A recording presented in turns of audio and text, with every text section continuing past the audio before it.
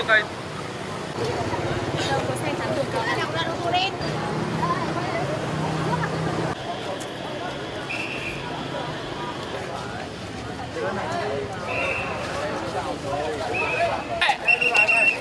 Lùi vào đây.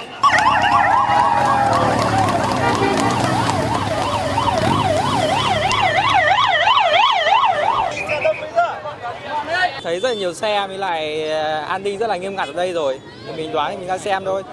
Nói chung là cũng hơi thất vọng, tại vì không thấy cả đoàn xe. Cũng dự đoán khả năng là có thể là ông ấy không ở đây, ở chỗ khác thôi. Mình khá là thất vọng vì hôm nay mình đã chờ đón cả chiều hôm nay rồi để có thể được nhìn, chỉ cần nhìn thấy xe thôi cũng được. Như thế mà mình không nhìn thấy gì cả. Mình mong rằng là Obama sẽ có những cái chính sách mới đối với Việt Nam, hợp tác kinh tế chẳng hạn, rồi là sẽ quan tâm nhiều hơn và sẽ có những chính sách ưu đãi. Hai mẹ con tôi thực ra là đã qua đây từ lúc 5:30 chiều để xem hai cái chiếc xe quái thú của Tổng thống, nhưng mà lúc đấy thì xe đã xuống hầm rồi. Vừa nãy thì cũng đứng đợi khoảng 1 tiếng rưỡi để đón Tổng thống Mỹ, nhưng mà cũng rất tiếc là bởi vì ông đã đi vào một cửa khác và mình không được gặp ở cửa chính. Nhưng mà cũng rất vui bởi vì là cùng với rất nhiều người được có mặt ở đây để cảm thấy được đón chờ Tổng thống là một niềm vui và cảm thấy rất là vinh dự.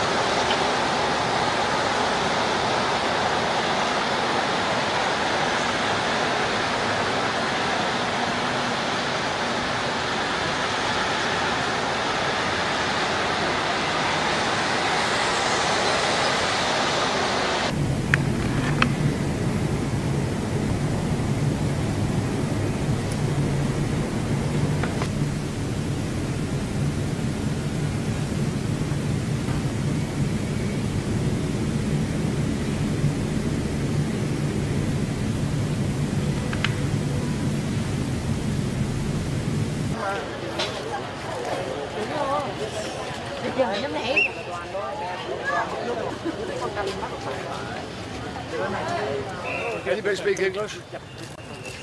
Nobody speaks English? Here you go, boss. Just say hello. I want to say hello from President Obama and from me. Ngài Ngoại trưởng muốn nói lời xin chào đối với tất cả mọi người. Và có lời chào từ ngài Tổng thống Obama. How is everybody? How are you doing? Mọi người thế nào ạ? Mọi người có khỏe không ạ? Good. I'm glad to hear that. Tôi rất là vui mừng khi nghe thấy mọi người nói rằng là tất cả đều tốt ạ. We're happy to be here with you. Tôi thì rất là vui khi mà có mặt ở đây với các bạn. I'm going to do a little interview. Tôi có một cuộc phỏng vấn ngắn ở đây With CBS Television. với lại đài truyền hình CBS. So watch CBS for this one. Hãy xem TV và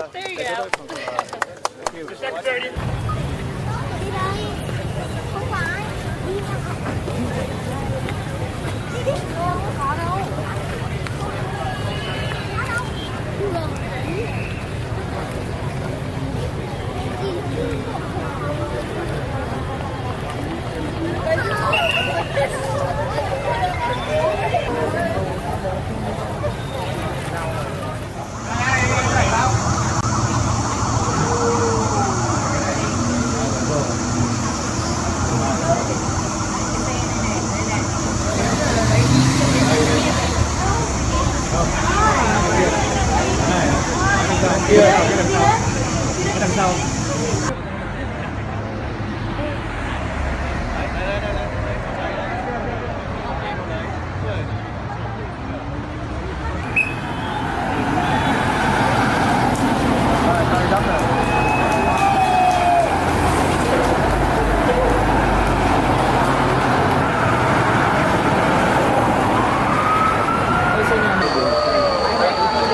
xe sau. Cả đội đọc đuôi xe xanh kìa. Đoàn quân Việt Nam đi chung lòng kêu bước chân dồn vang trên đường gập xa,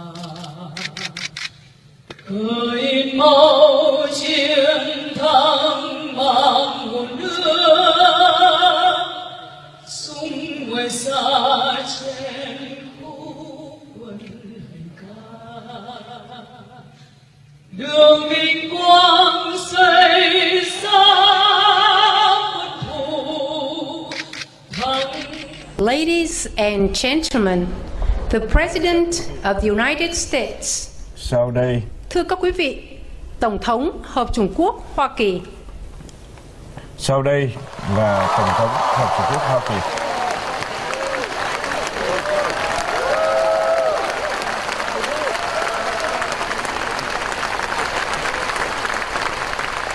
Xin chào. Xin chào Việt Nam. Thank you. Thank you so much. Thank you. Xin cảm ơn các bạn.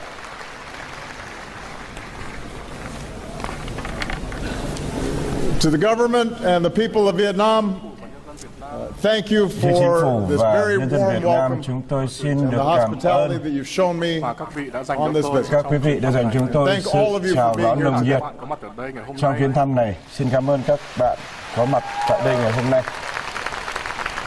We have Vietnamese from Người Việt across Nam this đến great từ country, khắp đất including nước, so many young tuyệt vời people, các bạn, bao gồm Người dân Việt Nam, the dynamism đại and the diện talent cho động and the năng, hope tài of năng và hy Vietnam. vọng của Việt Nam. On this visit, Trong chuyến thăm này, my heart has been touched tử by tế the của kindness người Việt Nam. for which Trong chuyến thăm này, cái sự thân thiện đã chạm tới trái tim của chúng tôi. Nhiều người đã vẫy tay chào tôi ở bên đường và làm tôi cảm thấy được cái tình cảm gia dân tộc. Hôm qua tôi đến thăm phố cổ Hà Nội và được ăn những món ăn rất là ngon như là món bún chả của Việt Nam. drank some beer Hanoi. Tôi uống một số chai bia Hà Nội. But I have to say, the busy streets of this city, I've Nhưng mà tôi never phải seen nói so rằng many motorbikes in my life. những đường phố đông đúc của Hà Nội, tôi chưa bao giờ nhìn thấy nhiều xe máy I như vậy. haven't had to try to cross the street so far. Tôi chưa but thử đi maybe when ngang I qua come back đường. and visit, you can tell Nhưng me. mà sau này nếu có dịp quay trở lại Việt Nam thì I am not the first các bạn sẽ American chỉ cho tôi president cách qua đường như thế to nào. Vietnam in recent times. Tôi không phải là Tổng thống Hoa Kỳ đầu tiên đến Việt Nam trong năm gần đây, Like so nhưng many of you who tôi came cũng là of người đầu age tiên như after trong số the các war bạn between our countries. đã trưởng thành sau cuộc When the chiến của last Việt Nam. U.S. forces left, Khi lực lượng quân sự của Hoa Kỳ rời khỏi Việt Nam, lúc đó tôi là my 13 first tuổi. exposure to Vietnam and the Vietnamese people came Do vậy, lần đầu when I was tiên growing khi up tôi in được tiếp Hawaii. xúc với người Việt Nam, khi mà tôi lớn lên ở Hawaii, At the same khi tôi time, đã gặp một many số people người Mỹ in gốc this Việt ở country đó. are much younger than me. Có nhiều người còn trẻ hơn tôi nhiều. Like my Đến two lúc đó, daughters, nhiều người thanh many niên of Việt you Nam have lived your whole lives knowing cũng only như là one thing, and that những is hai đứa con gái của tôi, peace and normalized relations between mọi người Vietnam and khi sinh United ra chỉ biết được là hòa bình và tình So I hữu come nghị giữa here Việt Nam và Hoa Kỳ. mindful of the past, Và do vậy, mindful hôm nay of our khi tôi đến differences, đây, but tôi focused ý on thức the vào future. quá khứ, nhưng chúng ta cần hướng về Prosperity, tương lai, security and human sự dignity thịnh vượng, we can advance together. an ninh và sự ổn định mà chúng ta có thể thúc đẩy với nhau. Tôi cũng trân trọng với quá khứ lịch sử rất là huy hoàng Việt Nam. Hàng ngàn năm, Việt Nam đã trồng cấy ở những mảnh đất này. Chúng ta đã có lịch sử chống đồng Đông Xuân. Hà Nội cũng đã đứng vững trên dòng sông Hồng hơn 1.000 năm. Thế giới đều biết đến về những lụa và bức tranh của Việt Nam. Và Văn Miếu là cái bằng chứng về cái kiến thức của người Việt Nam. Sau nhiều thế kỷ, cái vận mệnh của người Việt Nam đã bị nhiều nước can thiệp. Nhưng mà như một cây tre, đôi khi cái tinh thần bất khuất của người Việt Nam, của người dân Việt Nam như Lý Thường Kiệt đã ghi lại. Sông núi nước Nam, vua Nam ở, rành đã định tại. sách trời. We also remember the longer history. Ngày hôm nay chúng ta cũng nhớ tới cái lịch sử that is too often overlooked. giữa người Việt và người Mỹ mà chúng ta có thể vẫn quên. Hơn 200 năm trước, khi một trong những người là Thomas Jefferson của nước Mỹ đã tìm kiếm giống gạo và ông đã đến Việt Nam, đã tìm đến Việt Nam và nói là có những cái món giống gạo trắng ngon và năng suất rất là cao. Và sau đó thì các thương thuyền đã đến Việt Nam để buôn bán. Sau Thế chiến thứ hai, người Mỹ đã tới để hỗ trợ cuộc kháng chiến. Mỹ đã đến hỗ trợ cho sát cánh với Việt Nam, và khi những phi công Mỹ đến đây thì người Việt Nam cũng đã giúp đỡ họ. Và Chủ tịch Hồ Chí Minh đã nhắc tới tuyên ngôn độc lập của Hoa Kỳ, đã trích cái tuyên ngôn độc lập Hoa Kỳ. Mọi người sinh ra đều bình đẳng, tạo hóa đã tạo cho những quyền không thể phủ nhận được, đó là quyền được sống, được tự do và được mưu cầu hạnh phúc. Và một thời điểm khác,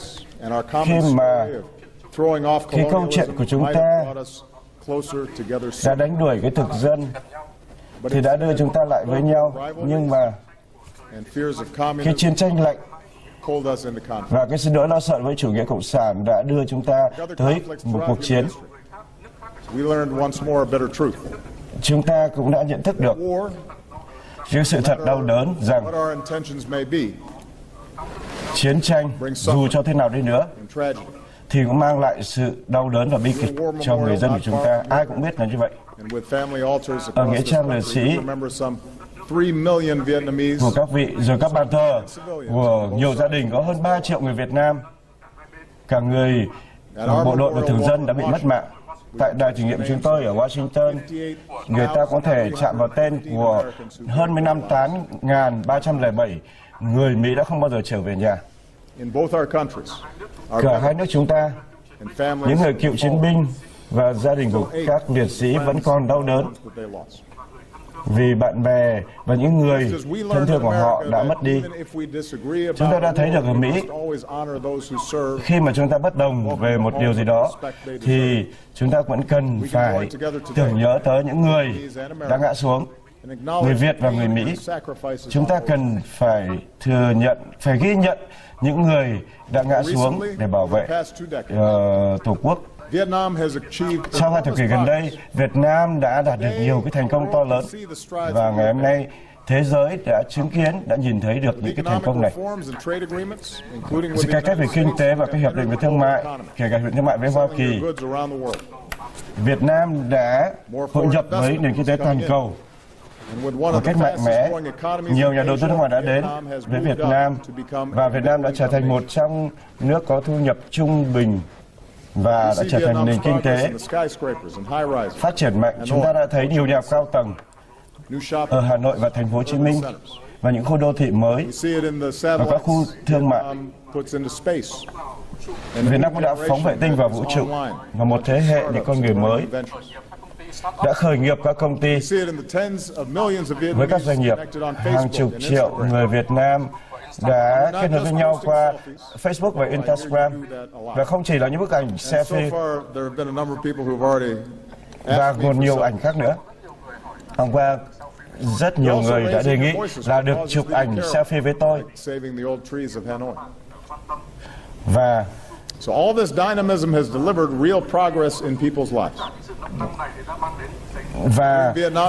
người dân Việt Nam cũng đã có những tiếng nói, họ để mang lại những sự tiến bộ, sự thay đổi cho người Việt Nam để xóa đói giảm nghèo. Và tầng lớp trung lưu của Việt Nam cũng đã phát triển mạnh. Tỷ lệ nghèo đói được giảm đi, tỷ lệ tử vong của bà mẹ và trẻ em đã giảm đi nhanh chóng. Tỷ lệ tiếp cận với nước sạch, tỷ lệ tiếp cận với điện đã được tăng lên. Tỷ lệ trẻ em trai, trẻ em gái đến trường và tỷ lệ biết chữ rất là cao. Đây là một cái thành công rất là lớn của Việt Nam đã đạt được trong một thời gian ngắn. Việt Nam đã thay đổi, và cái quan hệ giữa hai nước chúng ta đã thay đổi, và chúng ta cũng đã học được những bài học mà Ngài Thích Nhật nghe nói là trong đối thoại thì chúng ta cần có những sự thay đổi, và cuộc chiến tranh đã ngăn chúng ta thành hai bên. Thì bây giờ chúng ta đã tìm cách hàn gắn với nhau và tìm kiếm người mất tích và đưa họ về nhà, và chúng ta đã gỡ bỏ những bãi mìn còn chưa nổ. Trẻ con không thể nào bị mất chân vì những bãi mìn này. Trẻ em, khuyết tật và chất độc màu da cam. Chúng tôi sẽ tiếp tục hỗ trợ Việt Nam để có thể đất đai Việt Nam được sử dụng được nhiều hơn. Chúng tôi tự hào về những công việc chúng ta đã phối hợp nhau ở Đà Nẵng, ở sân bay Đà Nẵng, và chúng tôi sẽ tiếp tục hỗ trợ Việt Nam ở sân bay Biên Hòa. Quá trình hòa giải giữa nước chúng ta không chỉ là liên quan tới những cựu chiến binh đã đối mặt với nhau trước đây. Thượng nghị sĩ John McCain là tù binh chiến tranh đã từng ở Việt Nam, đã đến gặp Đại tướng Võ Nguyên Giáp và đã nói rằng hai nước chúng ta không nên là kẻ thù và cần làm bạn. Tôi nghĩ rằng tất cả cựu chiến binh người Mỹ và người Việt đã nỗ lực hàn gắn những vết thương và cũng đã mang lại những cái lợi ích rất lớn cho hai nước. Và như là Trung úy Hải quân bây giờ là Bộ trưởng Ngoại giao John Kerry, và một lần nữa xin cảm ơn ngài Bộ trưởng Ngoại giao John Kerry.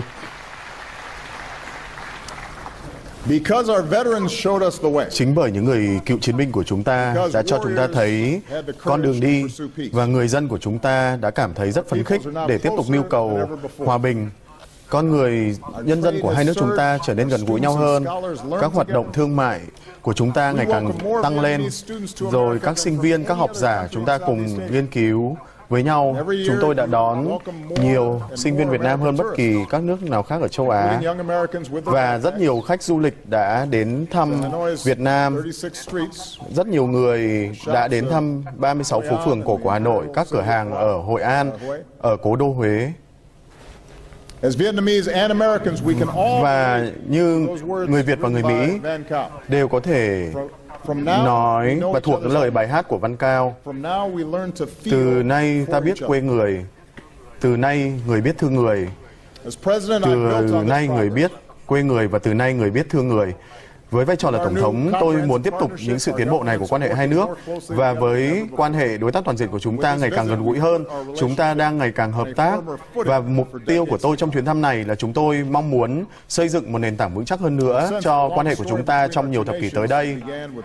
Tôi nghĩ rằng câu chuyện lịch sử lâu dài của quan hệ chúng ta bắt đầu từ Thomas Jefferson. Bây giờ chúng ta đã mất rất nhiều năm, nhiều nỗ lực từ cả hai phía để hàn gắn quan hệ. Chúng tôi muốn nói một điều mà chúng tôi không thể tưởng tượng được trước đây, tức là ngày hôm nay hai nước chúng ta đã trở thành bạn bè, trở thành đối tác với nhau. Tôi tin tưởng rằng từ những kinh nghiệm, từ những bài học của chúng ta trong chiến tranh sẽ là bài học cho cả thế giới. Có những cuộc xung đột tưởng như không thể kết thúc, không thể giải quyết được, thì quan hệ của chúng ta đã cho thấy chúng ta có thể tạo ra sự thay đổi, chúng ta sẽ có tương lai tốt đẹp hơn, và chúng ta sẽ thể hiện quyết tâm của chúng ta để xây dựng hòa bình, và hòa bình lúc nào cũng tốt đẹp hơn chiến tranh. Những sự tiến bộ của con người, những chân giá trị của con người cần được thúc đẩy, chứ không phải là chiến tranh hay là xung đột. Đây là một điều mà cả Việt Nam và Hoa Kỳ đã chỉ ra cho thế giới thấy. Chúng ta cũng thấy một điều có tính nguyên tắc là Việt Nam là một quốc gia, là một nước có chủ quyền, độc lập. Không có một quốc gia nào khác có thể áp đặt lên ý chí của người dân Việt Nam, và chính sự độc lập chủ quyền của Việt Nam là do người dân Việt Nam quyết định. Và Hoa Kỳ rất quan tâm đến Việt Nam. Chúng tôi quan tâm đến sự thành công của đất nước Việt Nam. Tôi muốn nói như vậy bởi vì chúng tôi muốn ưu tiên cho mối quan hệ đối tác toàn diện với Việt Nam. Và tôi không còn nhiều thời gian nữa trong nhiệm kỳ của mình, và tôi mong muốn là trong nhiệm kỳ của tôi sẽ đóng góp nhiều hơn cho quan hệ. Chúng ta cần phải hợp tác với nhau nhiều hơn để tạo ra và đem lại sự thịnh vượng và những cơ hội thực sự cho người dân của chúng ta. Tôi hiểu những cái giá trị mới của nền kinh tế toàn cầu trong thế kỷ 21. Trong thế kỷ này, nền kinh tế sẽ phát triển, và phát triển ở các nước có pháp quyền và có một hành lang pháp lý đúng đắn để tôi nghĩ rằng là cái quyền đi học của con người rất là quan trọng và nền giáo dục, phát triển nền giáo dục rất quan trọng. Và nền kinh tế trí thức sẽ đổ vào các quốc gia mà đầu tư và ưu tiên cho giáo dục. Do vậy, bên cạnh việc phát triển kinh tế, hợp tác kinh tế, tôi nghĩ rằng chúng ta cần phải đầu tư vào nguồn lực con người. Đó là những kỹ năng, đào tạo và nuôi dưỡng những con người có tài năng bên cạnh việc khai thác tài nguyên thiên nhiên, cho dù người đó sống ở làng quê hay là đô thị. Thì đây là những cái lĩnh vực thế mạnh của Hoa Kỳ có thể hợp tác với Việt Nam. Như tôi đã thông báo với các bạn ngày hôm qua, đội hòa bình sẽ đến Việt Nam để dạy tiếng Anh cho người Việt Nam. Như vậy là cái thế hệ trước của người Mỹ đến đây để chiến đấu, nhưng thế hệ sau của người Mỹ đã đến đây để đóng góp cho sự phát triển của xã hội Việt Nam và làm sâu sắc hơn tình hữu nghị với người Việt Nam. Rất nhiều và một số các công ty hàng đầu về công nghệ của Hoa Kỳ, các đại học có danh tiếng của Hoa Kỳ đã đến Việt Nam tăng cường hợp tác đào tạo về các lĩnh vực khoa học công nghệ, toán học, y tế, v.v. Bởi vì khi chúng tôi muốn chào đón nhiều công dân của Việt Nam sang Mỹ và thanh niên Việt Nam sang Mỹ, thì chúng tôi cũng mong muốn ngay tại Việt Nam, thế hệ trẻ Việt Nam sẽ được hưởng những giá trị giáo dục tốt hơn. Do vậy tôi rất vui mừng thông báo với các bạn là trong mùa thu năm nay thì trường đại học Fulbright của Mỹ sẽ được mở tại thành phố Hồ Chí Minh. Đây là một trường đại học phi lợi nhuận. Và đây là một trường đại học với chất lượng cao, sẽ cung cấp nhiều học bổng cho sinh viên Việt Nam và đóng góp cho hợp tác giáo dục giữa hai nước. Các sinh viên, học giả, nhà nghiên cứu của hai nước sẽ tập trung vào lĩnh vực chính sách công, quản trị doanh nghiệp, hợp tác trong các lĩnh vực về máy tính, các lĩnh vực ví dụ như từ thơ của Nguyễn Du, triết học của Phan Chu Trinh đến lĩnh vực toán của giáo sư Ngô Bảo Châu sẽ được thúc đẩy hợp tác hơn nữa. Chúng tôi mong muốn sẽ kết nối những doanh nghiệp trẻ của cả Việt Nam và Mỹ. Chúng tôi tin rằng nếu chúng ta có thể tiếp cận với kỹ năng công nghệ và nguồn vốn mà Việt Nam cần thì sẽ không có gì trở ngại đối với người Việt Nam. Chúng tôi mong muốn khuyến khích cả những người phụ nữ Việt Nam, những người rất có tài năng để đảm bảo bình đẳng giới ở Việt Nam.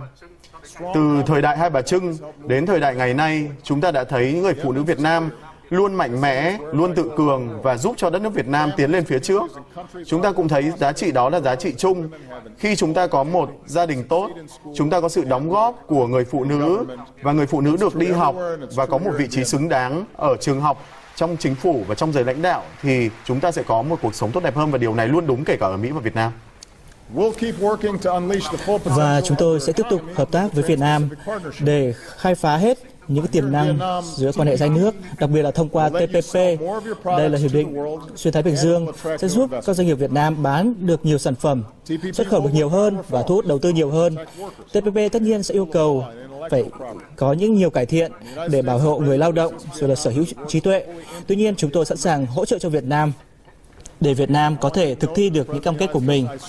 Tôi biết được rằng với tư cách là Tổng thống Hoa Kỳ, tôi ủng hộ rất là mạnh mẽ TPP bởi vì bản thân tôi cũng điều này cũng sẽ giúp cho Việt Nam nhập khẩu được nhiều các sản phẩm, hàng hóa của Mỹ và điều này cũng sẽ giúp cho Việt Nam không phải hoàn toàn phụ thuộc vào thương mại với một quốc gia nào duy nhất mà có thể mở rộng cái thị trường của mình, trong đó có Hoa Kỳ. Và TPP cũng sẽ giúp thúc đẩy hợp tác vùng, giúp các bạn giải quyết được những vấn đề về bất bình đẳng kinh tế, thúc đẩy nhân quyền, giúp cho người lao động có được điều kiện lao động an toàn hơn, có lương cao hơn. Và ở đây, Việt Nam các bạn sẽ có thể tổ chức người lao động, sẽ tổ chức được nghiệp đoàn và ngăn cấm được, bảo vệ được trẻ em không bị lao động cưỡng bức và thúc đẩy bảo vệ môi trường, thúc đẩy việc chống tham nhũng hơn bất kỳ cái hiệp định nào khác trong lịch sử. Đây là một cái tương lai, một cái hy vọng mà TPP sẽ mang lại cho tất cả chúng ta, cho Việt Nam và tất cả những cái nước thành viên của TPP. Tất cả đều phải tuân thủ những cái cam kết, những cái quy định mà TPP đã đặt ra. Đây chính là tương lai cho tất cả chúng ta và tất cả chúng ta phải cùng nỗ lực để đảm bảo sự thịnh vượng và an ninh chung. Và điều này, chúng ta có thể hợp tác với nhau trong việc đảm bảo an ninh chung. Trong chuyến thăm lần này của tôi, hai bên cũng đã nhất trí xây dựng niềm tin, xây dựng lòng tin Chúng tôi sẽ tiếp tục cung cấp đào tạo và thiết bị cho cảnh sát biển Việt Nam, nâng cao năng lực về bảo vệ hàng hải, cũng như là cứu trợ nhân đạo trong thảm họa thiên tai. Ngày hôm qua, tôi đã tuyên bố Mỹ sẽ dỡ bỏ hoàn toàn lệnh cấm bán vũ khí sát thương cho Việt Nam, và nhờ đó Việt Nam sẽ có thể có được những vũ khí cần thiết để đảm bảo an ninh cho Việt Nam. Và chúng tôi mong muốn là điều này sẽ thể hiện được rõ là Hoa Kỳ mong muốn bình thường hóa hoàn toàn cái quan hệ với Việt Nam. Và nói rộng hơn, thế kỷ 20 đã dạy cho tất cả chúng ta, Hoa Kỳ và Việt Nam, một trật tự quốc tế mà an ninh chung của chúng ta phụ thuộc lẫn nhau. Chúng ta cần phải xây dựng được những thông lệ chung. Tất cả quốc gia đều là quốc gia có chủ quyền, và dù lớn hay nhỏ thì chủ quyền cần phải được tôn trọng, và toàn vẹn lãnh thổ phải được đảm bảo. Các nước lớn không được phép bắt nạt các nước nhỏ hơn. Và các tranh chấp cần phải được giải quyết thông qua các biện pháp hòa bình. Và các cơ chế vùng như là ASEAN, Thượng đỉnh Đông Á cần phải tiếp tục được củng cố và làm mạnh mẽ hơn. Đây là niềm tin của tôi, đây là niềm tin của Hoa Kỳ.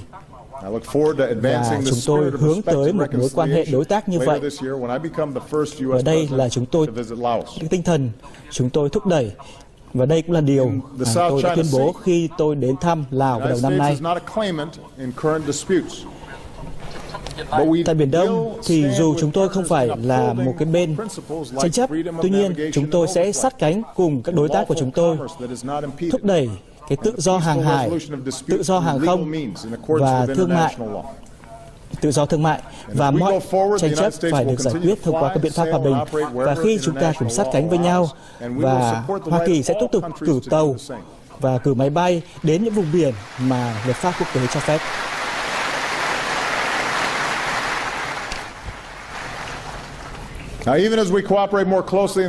Và khi chúng ta hợp tác chặt chẽ với nhau trong những lĩnh vực mà tôi vừa nêu, thì quan hệ đối tác của chúng ta sẽ bao gồm một cái vấn đề nữa, đó là giải quyết những cái khác biệt giữa hai chính phủ, trong đó có lĩnh vực về nhân quyền. Tôi nói điều này, tôi muốn nói rằng không nước quốc gia nào hoàn hảo. Sau 2 thế kỷ chúng tôi lập nước, thì chúng tôi vẫn đang phải cố gắng để đạt được những cái lý tưởng mà chúng tôi đã đề ra khi chúng tôi lập quốc. Ví dụ như là bất bình đẳng về kinh tế ngày càng gia tăng, rồi là định kiến về mặt chủng tộc trong nền tư pháp và hình sự. Và tất nhiên chúng tôi cũng nhận những sự phê bình. Ngày nào tôi cũng nhận được những lời phê bình, tôi và chính phủ của tôi.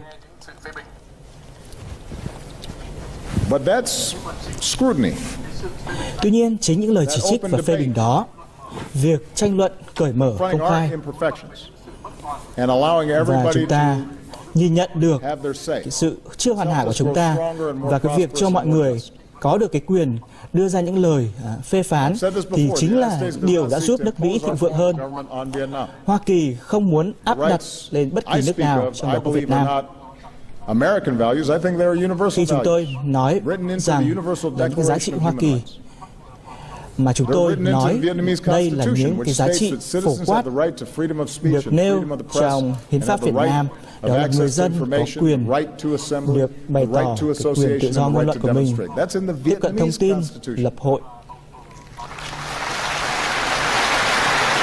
Đây là những điều mà đã được nêu rõ trong hiến pháp Việt Nam.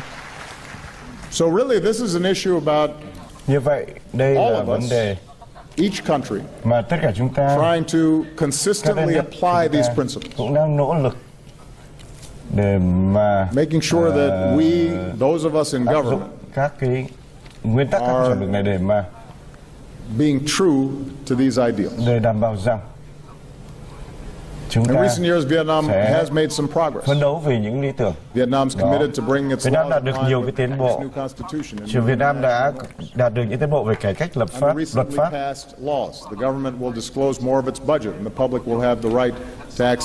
Ví dụ như sẽ là công khai hơn về mặt ngân sách, rồi là cái tiếp cận thông tin cũng được tăng cường nhiều hơn. And ultimately, the future of Vietnam will be decided by the people of Vietnam. Người Việt Nam, chính người dân Việt Nam sẽ quyết định tương lai của người dân của dân tộc Việt Nam. Đó là. But as a friend of Vietnam, allow me to share my view. Why I Tôi cũng believe xin chia sẻ một số điểm theo quan điểm của mình. When there's freedom of expression and freedom of speech, and when people can share ideas and access the internet and social media without chúng ta có thể là chia sẻ các ý tưởng và tiếp cận hơn nữa mạng internet, mạng xã hội, thì nó giúp cho cái tính sáng tạo của con người mà nền kinh tế cần phải có để mà phát triển. Facebook đã khởi nghiệp như vậy, với cái ý tưởng như vậy.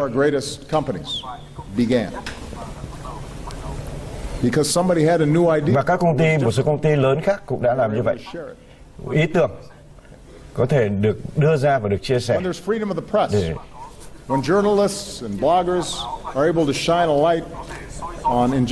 Và tự do báo chí cũng cần phải được tăng cường để đảm bảo cái hệ thống của chúng ta nó hoạt động và it makes the countries more stable because citizens know that their voices count and that peaceful change is possible. Trong một những cuộc bầu cử tự do thì người dân sẽ lựa chọn được những người lãnh đạo tốt nhất cho họ. Mọi người sẽ có quyền được bày tỏ sự nhân ái và chúng ta cũng cần phải tăng cường hơn nữa những cái sự tiếp cận, cái hỗ trợ cho người nghèo để mà người dân có thể là cải thiện hơn đời sống của mình. Các quyền bình đẳng người dân Việt Nam sẽ mang lại cái nền tảng cho sự thịnh vượng của người dân Việt Nam.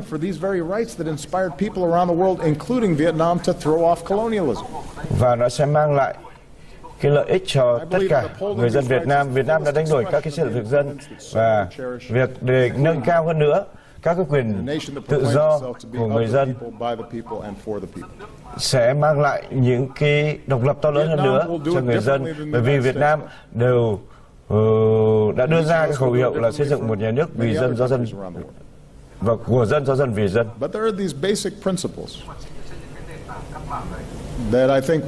Trên những nền tảng căn bản đó, try to work on and improve. And I say this as somebody who's about to leave office. So I have the benefit of tôi sắp rời nhiệm sở, cho nên là almost 8 years now of reflecting on how our system has worked. And trong suốt 8 năm qua thì tôi cũng đã suy nghĩ rất nhiều về hệ thống của chính quyền Mỹ. Và tôi cũng đã cố gắng để đối thoại với các quốc gia trên thế giới để mà chúng tôi bản thân chúng tôi tìm kiếm cách thức để mà cải thiện hệ thống của mình.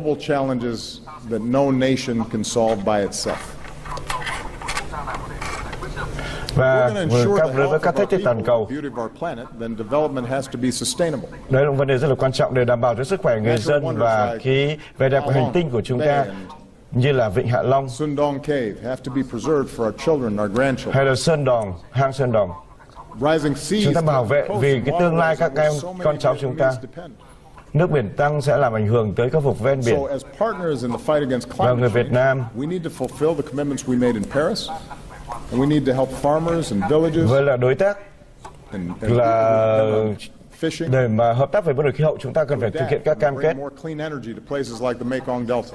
để mà chống lại sự tác động ảnh hưởng của biến đổi khí hậu, để mà chống lại những cái ảnh hưởng đối với những cái vùng mà bị ngập mặn như là vùng đồng bằng sông Cửu Long, để mà đây là một cái nguồn cung cấp thực phẩm lớn cho thế giới.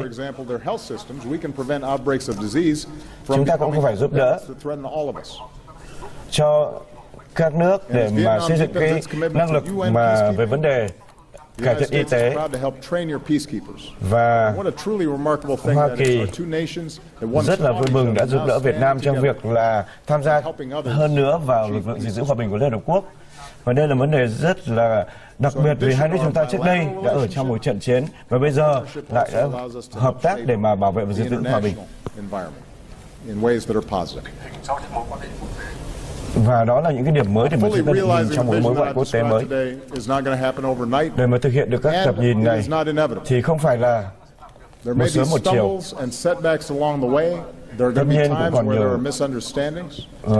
thách thức, còn cái sự thiếu hiểu biết, do đó cần phải sự nỗ lực để mà tăng cường đối thoại giữa hai bên.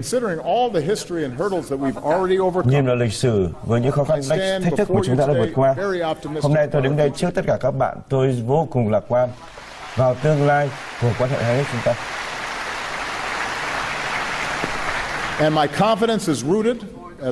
Niềm tin của tôi đã có cái nền tảng, đó là cái sự tình hữu nghị. Người dân Việt Nam cũng như là Hoa Kỳ, một số người cũng đã vượt biển, một số người đã gặp gia đình. Như là nhạc Trịnh Công Sơn đã viết, nối vòng tay lớn để mở cái tấm lòng của mình ra, để thấy được bản chất của mình trong cái trái tim của mình. Các Việt kiều ở Mỹ cũng đã rất là thành công, như là nhà báo, bác sĩ, thẩm phán. Một người đã viết thư một bức thư nói rằng nhờ rồi mà tôi đã có thể sống được giấc mơ Mỹ, và tôi tự hào đã trở thành người Mỹ, và tôi cũng rất là tự hào vì tôi đã là người Việt Nam, và hôm nay người đó cũng đang có mặt ở đây. Người đó có mặt đây đã sống ở Việt Nam, nơi mà ông được sinh ra, và ông nói rằng ông mong muốn lớn nhất là gì? Là được muốn là hỗ trợ để mà cải thiện đời sống người Việt Nam. Nhiều thế hệ các bạn, trong số các bạn ở đây đã sẵn sàng để tạo ra những dấu ấn trên thế giới. Thưa các bạn thanh niên tài năng, các bạn, mong muốn các bạn, đó là những điều mà Việt Nam cần để mà chúng ta phát triển. Tương lai nằm trong tay các bạn. Và đây thực sự là khoảnh khắc các bạn, để mà các bạn theo đuổi xây dựng một thế giới mà bạn mong muốn, và Hoa Kỳ luôn luôn là một cái đối tác và một người bạn của các bạn.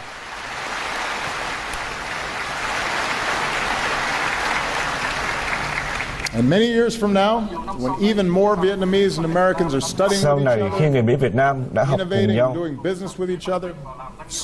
cùng phối hợp với nhau, cùng làm doanh nghiệp với nhau, cùng sáng chế, sáng tạo với nhau, thì tôi nghĩ rằng các bạn còn nhớ lại cái khoảnh khắc mà tôi đứng ở đây trước các bạn. Như Nguyễn Du đã nói, rằng 100 năm nữa từ đây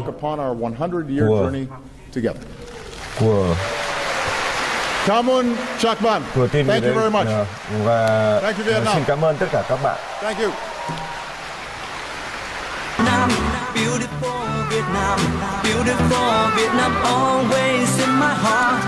Beautiful Vietnam, beautiful Vietnam, beautiful Vietnam luôn trong tim mỗi người.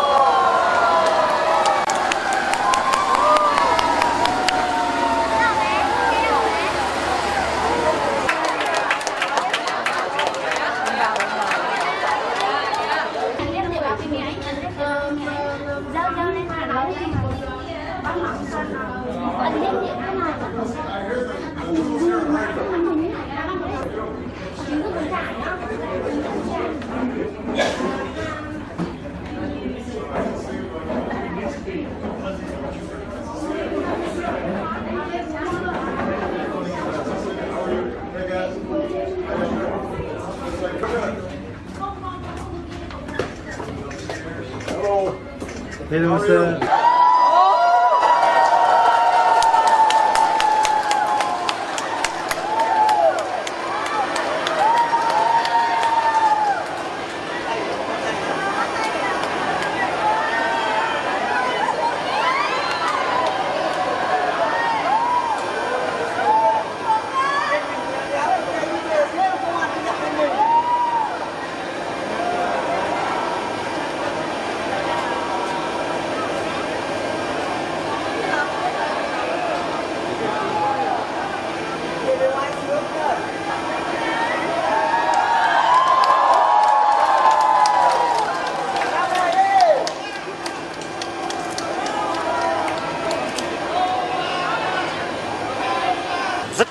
Rất vui, vì thứ nhất là mình lần đầu tiên mình được gặp một tổng thống Mỹ, Cái hai nữa là gì, con mình thì coi như là được bắt tay với Tổng thống Obama.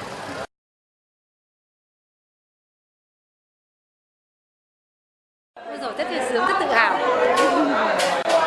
Ông chỉ đến cười và bắt tay thân thiện thôi. Cảm ơn, thank you. Thực ra là mình cũng không được tiếp cận nhiều, mình chỉ được bê đồ ăn lên thôi. Thì đâm ra là ông bảo ngon thì ông đến quán thì mình không ăn. Ngay từ khi bước vào ông bảo là tôi được biết đây là cái nhà hàng nổi tiếng ở Hà Nội. À đấy, đúng rồi, ông vào ông mà ông nói câu đó. Đến chiều nay thì đặt mấy hôm rồi thì mình không biết, mình chỉ biết là quán nhà mình được một phái đoàn của kênh truyền hình của Mỹ rất nổi tiếng đến quay, nhưng không ngờ đấy là tổng thống đi cùng với phái đoàn đấy, thì mình rất là vinh dự và tự hào. Về rồi, khách về theo tay, khách về đến quán nhà mình, đến quán nhà mình này chỉ có bún chả và nem, ông tự chọn đến đây ông ăn hai cái món đấy.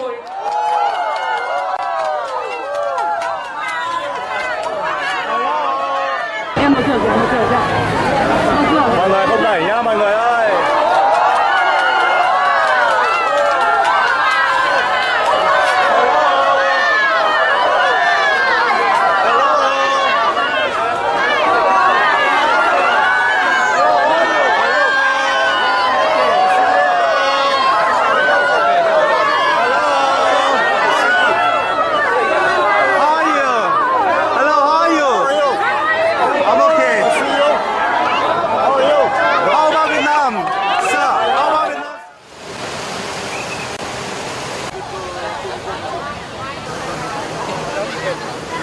Hôm nay em rất may mắn được là một trong những đại diện của trường đại học ngoại thương đến tham dự buổi giao lưu nói chuyện với Tổng thống Obama. Và thực sự là em cảm thấy rất là vui mừng, hồi hộp và cực kỳ háo hức với buổi nói chuyện hôm nay. Em khá là hồi hộp và phấn khích đó. Em đã tìm hiểu một chút về TPP và cũng như là tiểu sử của ông Obama để chuẩn bị cho buổi giao lưu ngày hôm nay ạ. Nếu mà em được đặt một câu hỏi cho Tổng thống thì em sẽ hỏi ông Obama ấn tượng của ông về Việt Nam ạ. Em đến đây là được khoảng 1 tiếng rưỡi rồi, đang rất là hồi hộp mà em muốn được gặp ông Obama. Nếu mà được gặp và được giao lưu thì em sẽ hỏi rằng ông nghĩ gì về tương lai của Việt Nam và Mỹ. Em đến đây cách đây nửa tiếng rồi và em rất là mong ngóng, hồi hộp, chờ đợi khi mình được gặp và nói chuyện với Tổng thống Obama. Nếu được gặp ông Obama và được hỏi một câu thì em sẽ hỏi ông là ông mong đợi điều gì về sự phát triển của Việt Nam trong tương lai gần. Nếu mà được gặp và được giao lưu với Tổng thống Obama thì em sẽ hỏi là ông sẽ cảm nhận đất nước Việt Nam như thế nào, con người Việt Nam như thế nào. Tổng thống Obama là một người cực kỳ giản dị và gần gũi với mọi người. Hành động đi ăn một món ăn truyền thống của Việt Nam đã cảm thấy là một gũi thân mật và rất là thân thiết với mọi người, chứ không hề có một sự cao ngạo hay một cái gì đó của một vị là tổng thống á.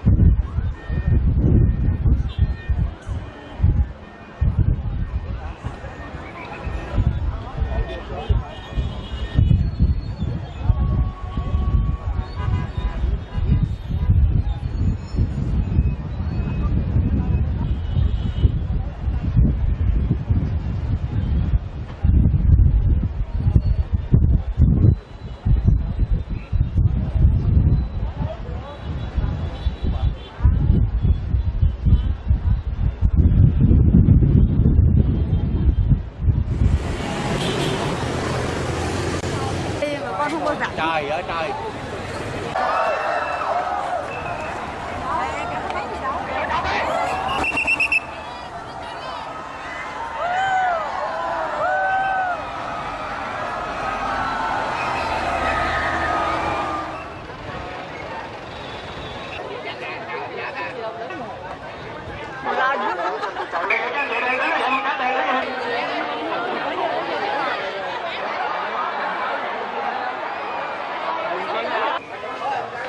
Đến đây từ lúc 10 sáng chờ đến giờ mà ông Obama ông tới, trời ơi vui quá trời luôn em ơi, chờ mỏi mệt mà chị cũng ráng chờ. Chị I love you Obama. Rất là vinh dự được đón tiếp một vị tổng thống tài ba của nước Mỹ như vậy, và thực sự là Obama đã trở thành một nguồn cảm hứng rất là lớn, thử thách cả một những định kiến về sắc tộc, về người da màu, để thật là tự tin là chiến thắng để đứng lên trở thành tổng thống người da màu đầu tiên của nước Mỹ, và điều đó thật là đáng khâm phục. Chuẩn bị.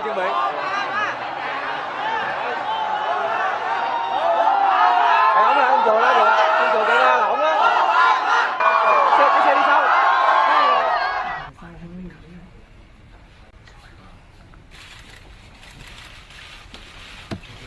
Đừng có dơ máy. And you see small sectors right here, so that's the rest again. And sure, the main figure behind the realm where it's much easier to reach enlightenment than in this realm, because here we have to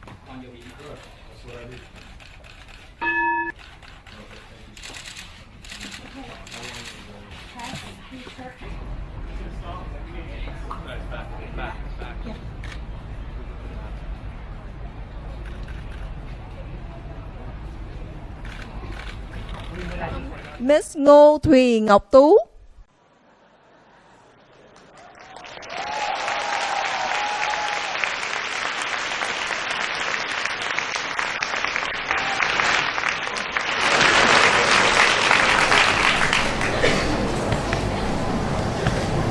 Just a few minutes. Ladies and gentlemen, wise silly fellows, friends, and distinguished guests, I'm so honored and excited to be here today. I grew up in an ordinary family in Saigon, but my dad has rarely said no to my dreams, including my dream to study overseas and discover new horizons. Like many other Vietnamese parents and even grandparents, he has made so many sacrifices so that I can have a better future. When I graduated from Stanford, I then decided to start an education company in Vietnam. Even friends were asking me, "Too, are you wasting your Stanford degree?" Toni Morrison, one of President Obama's favorite writers, once said, "If there is a book that you really want to read, but it hasn't been written yet, you must be the one to write it." And my book has been about how to connect and develop young talents for the future. From a girl who used to dream, I became an entrepreneur, leading YOLA, an organization that has prepared 10,000 Vietnamese students to study overseas. I've also helped start ELSA, an award-winning app to help people speak English with full confidence. In my journey, young people have asked me a lot of questions. I know I'm young too. What business should I build? How can I create lasting and sustainable impacts? How do I bring equal opportunity to everyone? Those are not easy questions, but President Obama has told young people not to be impatient. Indeed, making impact is the work of a lifetime. In that lifetime, President Obama also said, "We are the ones we've been waiting for, and we are the change that we seek."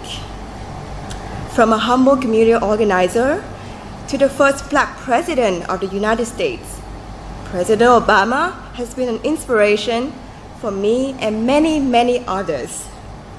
Like all of us here today, I have so many questions about Vietnam and the future. That's why I'm eager to learn from the president today. And now, I would like to introduce to the stage the President of the United States of America, Barack Obama.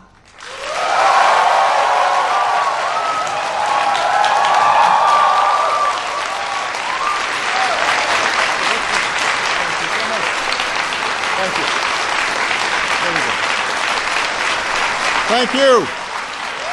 Thank you so much. Thank you. Thank you. Thank you so much. Everybody, please have a seat. Thank you very much. Well, xin chào. Thank you, too, for the excellent introduction and your outstanding work to help more young people in Vietnam get an education. Give, too, a big round of applause for...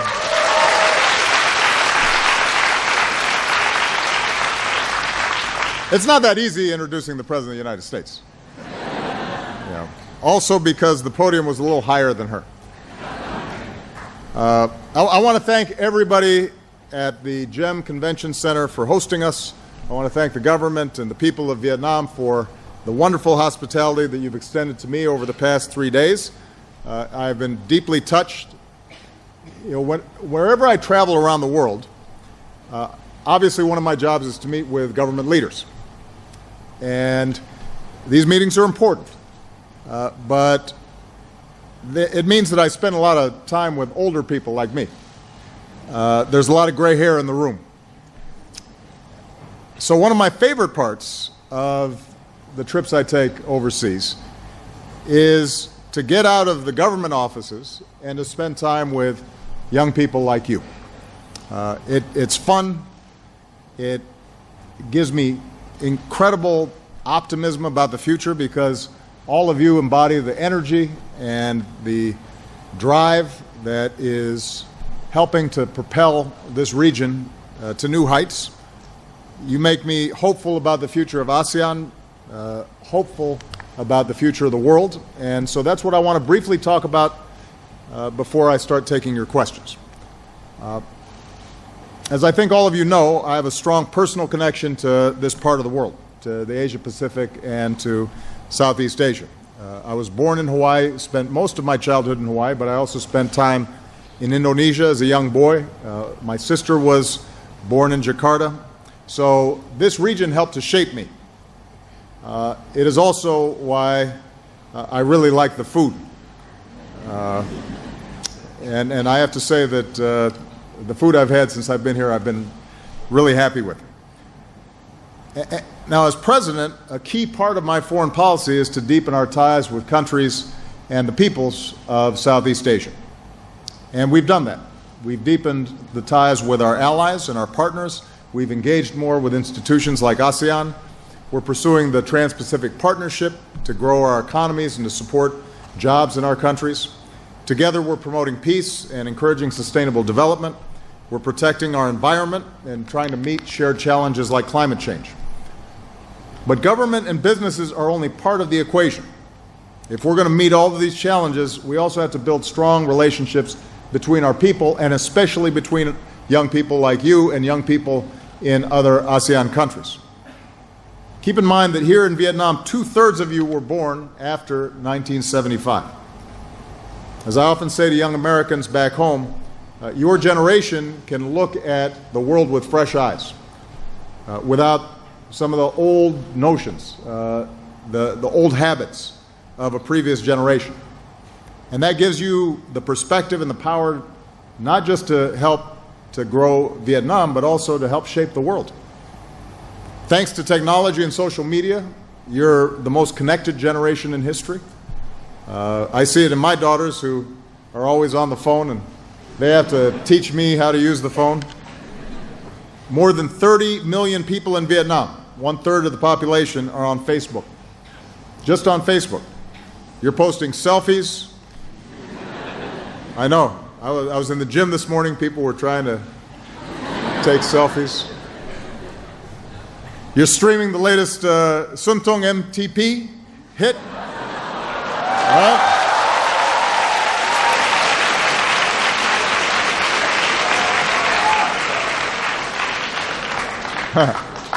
But you're also exchanging ideas and learning from each other. And so this gives you tremendous power. And we need your passion and energy and talents to tackle some of our biggest global challenges, whether it's reducing poverty, to advancing equality for women and girls, to fighting climate change. Now, even in this digital age, as Tu pointed out, change doesn't happen overnight. It requires that you stay active and involved over the long term, and it requires you to develop some practical tools. And that's why 3 years ago I launched the Young Southeast Asian Leaders Initiative, or YASILI. And the goal is to empower young people like you with the skills and the resources and the networks that you need to turn your ideas into action. Since we started this, the YASILI network has grown to more than 67,000 members across all 10 ASEAN countries, including over 13,000 here in Vietnam alone. And we've welcomed more than 350 YASILI fellows to the United States, including some of you, with more than 200 coming in the next 6 months. So a lot of what we do in YASILI is rooted in the power and importance of education. That's why nearly 19,000 Vietnamese students studying in the United States right now are helping to bring back the kinds of skills and talents that Vietnam will need to continue to grow and develop. It's why on this visit we announced a new partnership between American universities like Arizona State and Vietnamese universities to boost training in science, technology, engineering, mathematics, and medicine. It's why we announced that for the first time the Peace Corps will be coming to Vietnam with a focus on teaching English. And it's why we announced that we're moving ahead this fall with Fulbright University Vietnam, right here in Ho Chi Minh City, the country's first nonprofit independent university. And the goal is to make sure that Vietnamese students, no matter what their background, has access to a world-class education that's rooted in Vietnam's rich culture and fueled by the free exchange of ideas. And I want to thank former Senator Bob Kerrey, who is here, who's been one of the key people to help lead this effort. Thank you very much, Bob.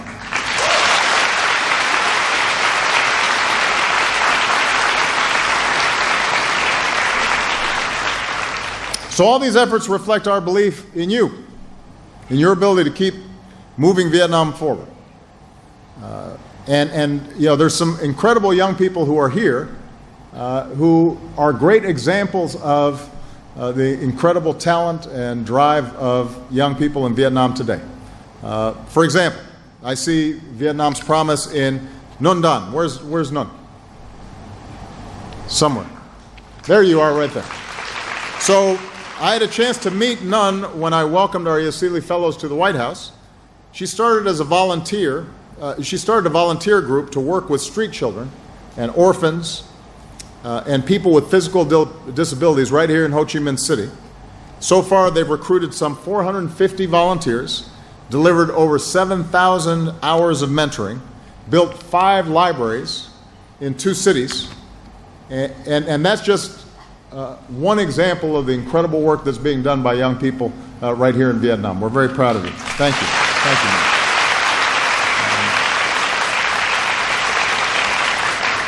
A couple other people I want to point out. We've got Loc Lê Swan. Where's Loc? There he is, right there. So Loc teaches at Ho Chi Minh City, Vietnam National University. He's a researcher at the Pasteur Institute. His dream is to go back to his hometown and open a medical center so he can deliver quality, affordable health care. He also helped start Give to Give, which works with Yasili members across ASEAN to improve their skills and build stronger networks. So we're very excited about the work that you're doing, Loc. Thank you so much.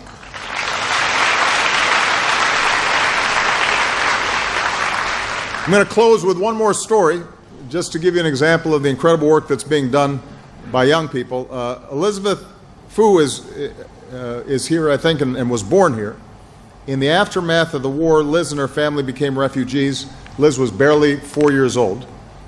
They packed themselves into a boat. They began a dangerous journey. Pirates ransacked their boat, but they made it to a refugee camp in Malaysia and eventually in 1979 to America. With just $20 in their pocket, Liz's parents started to build a new life in California. They taught their children about the importance of education, and after years of studying and hard work, Liz, a proud Vietnamese American, ended up becoming one of my top advisors on Asia in the White House. And we've relied on her for all kinds of incredible policy work that we've done over the last several years. So, to Nun, Loc, Liz, so many of you, you're already showing that you can change the world to reflect our best values. You're showing that with determination and commitment and optimism and hard work, anything's possible. And that's why I'm so hopeful about the future between the United States and Vietnam, that our relationship will continue to grow deeper and stronger. But I'm also optimistic that you're going to be able to change the region and the world in so many positive ways. So as the great Tran Lap sang, the path to glory days is getting closer. So come on. And so with that, now's the time for me to start taking some questions. I don't know if you've been briefed, but we have microphones in the audience. I'm going to just call on people, and I'm going to go boy, girl, so it's fair. If you can keep your questions relatively short, so that we can get as many questions as possible. And introduce yourself before you ask the question so we know who you are. Okay? So I'm going to start right here. Yes. And we've got a microphone coming.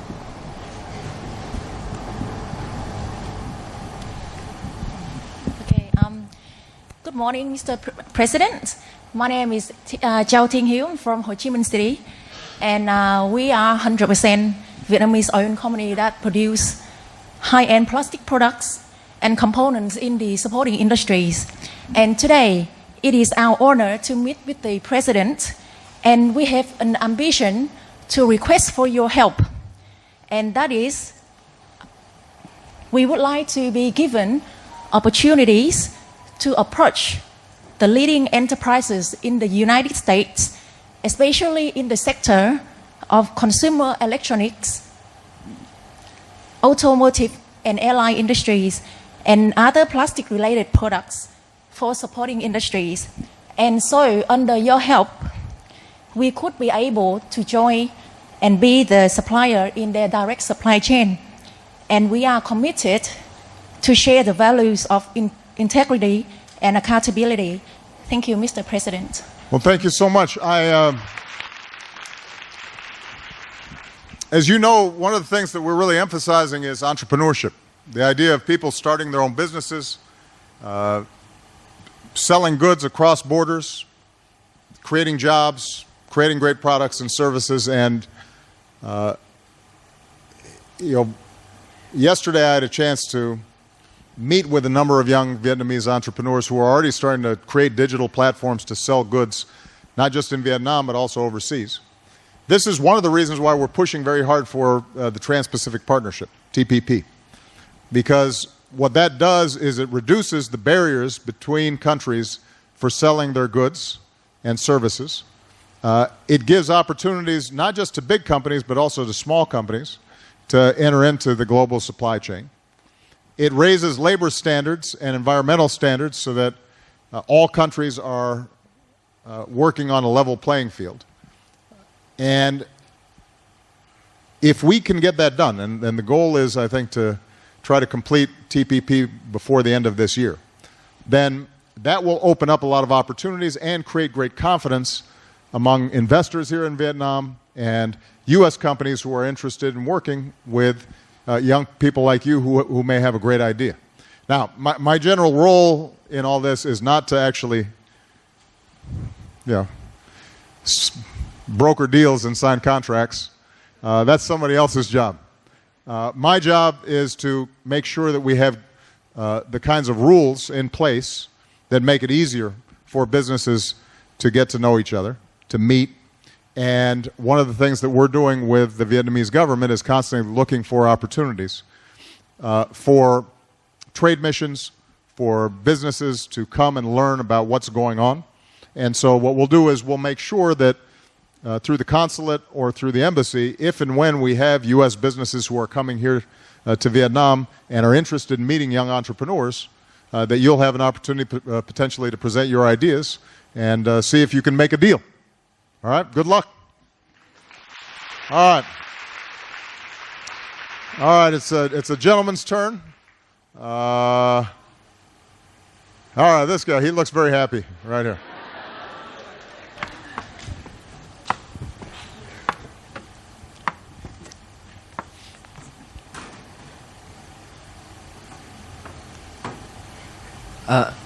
Hello, sir. Hello.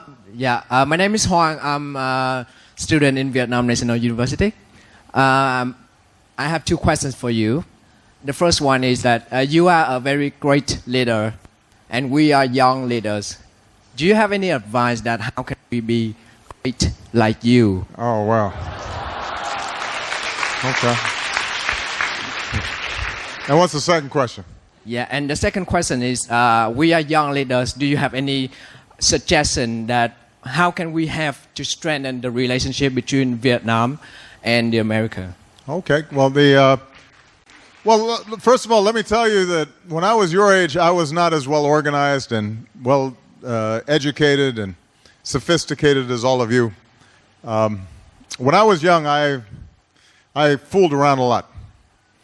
I didn't always take my studies very seriously, and I was more interested in basketball and girls.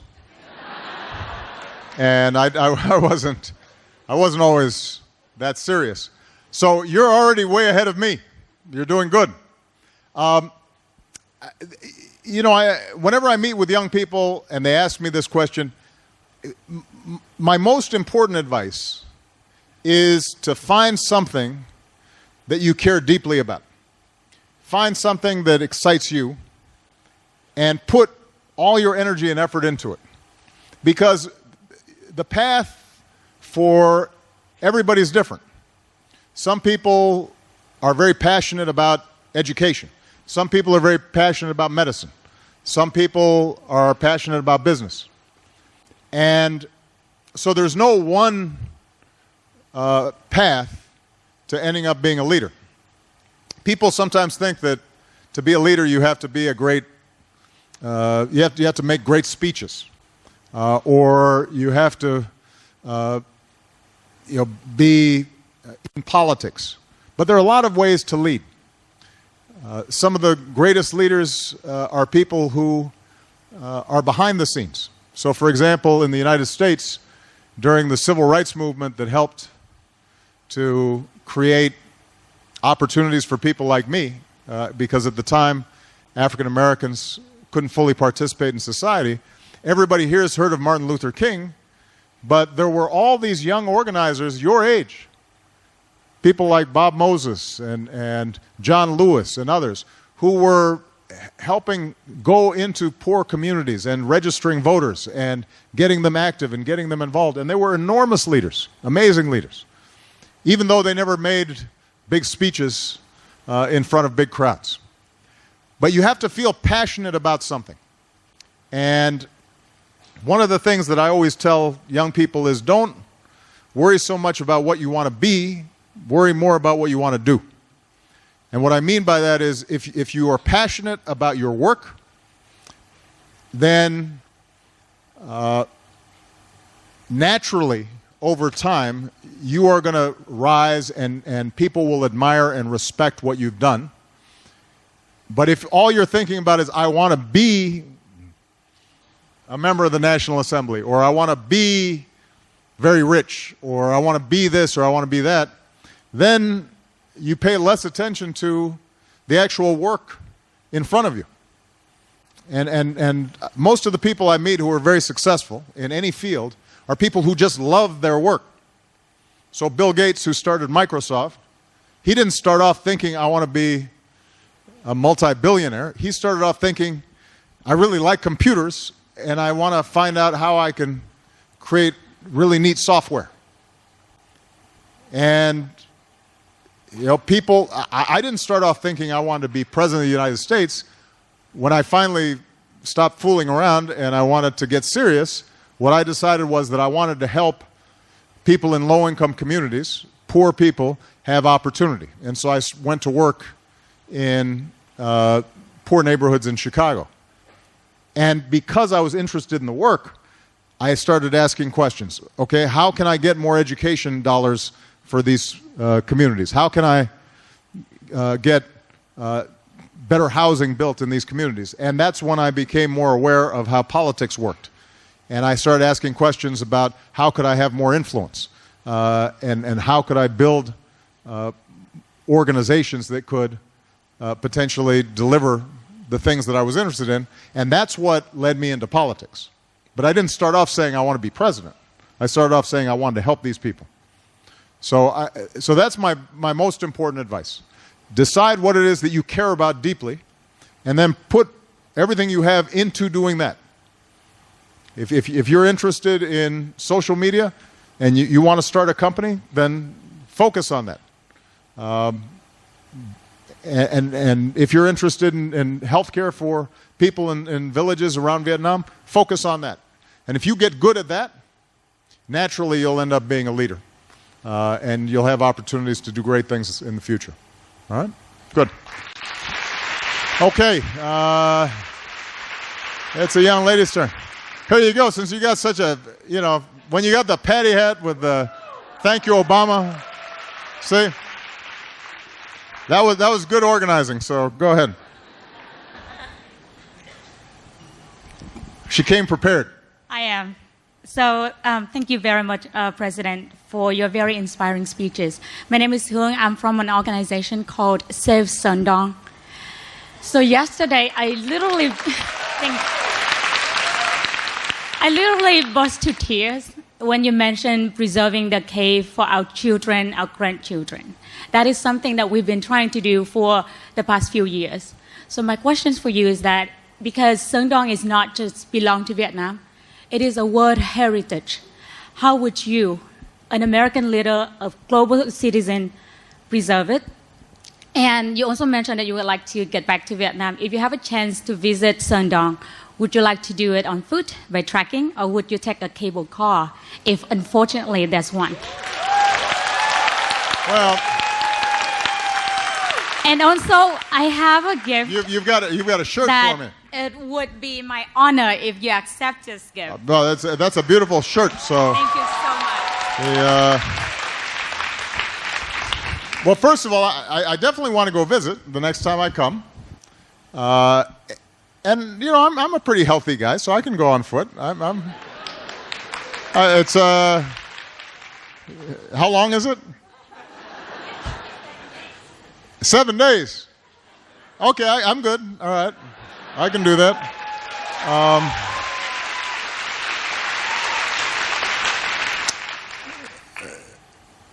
Are there places to get something to eat along the way, or do I have to carry my own food?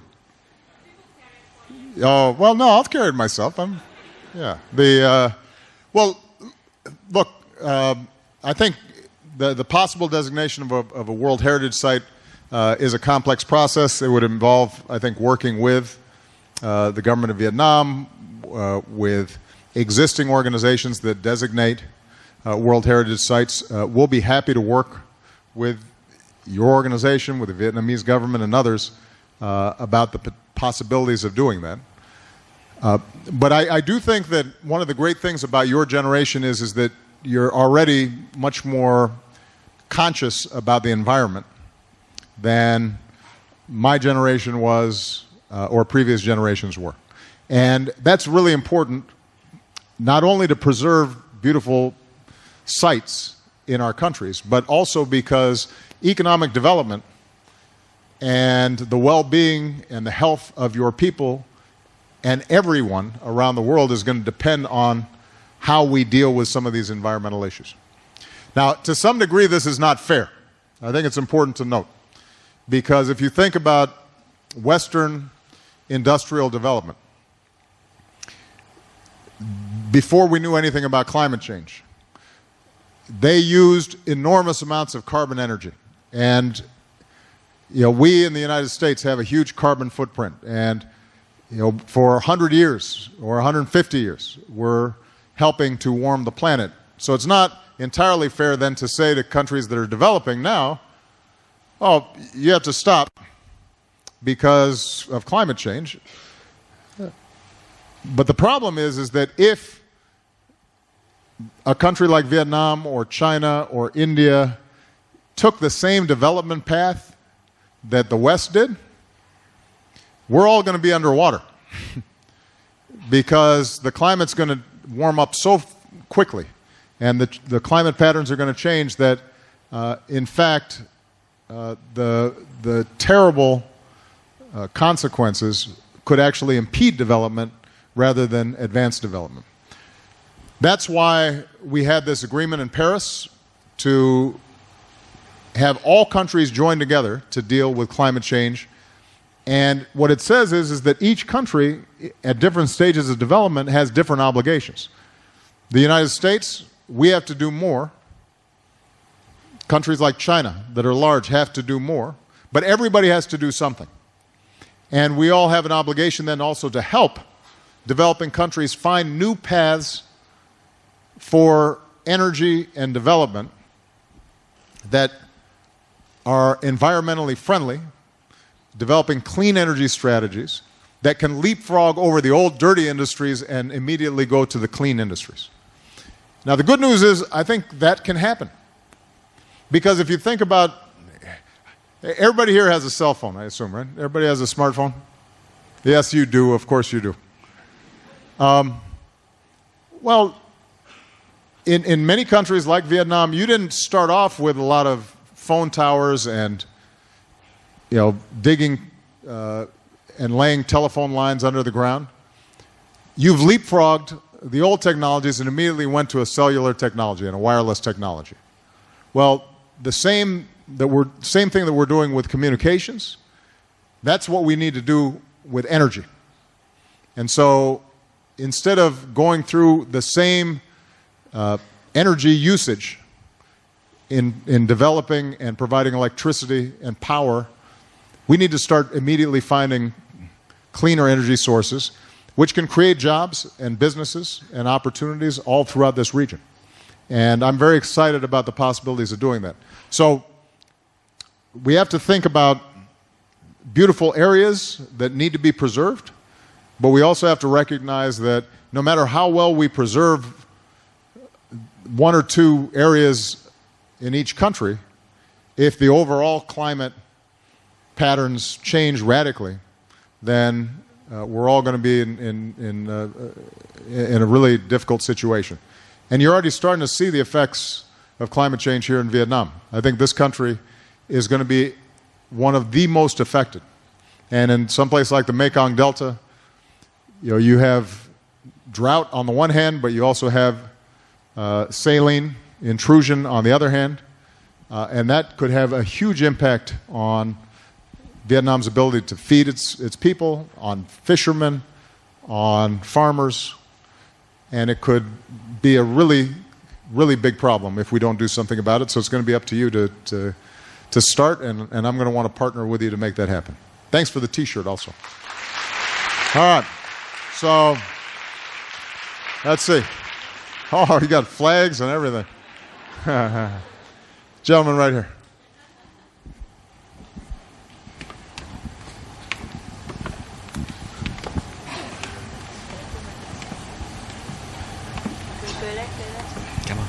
Good morning, President Obama.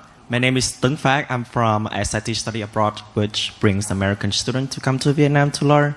So my question is that, as you said earlier, wisely in your initiative, and I know that you want to leave the White House very soon.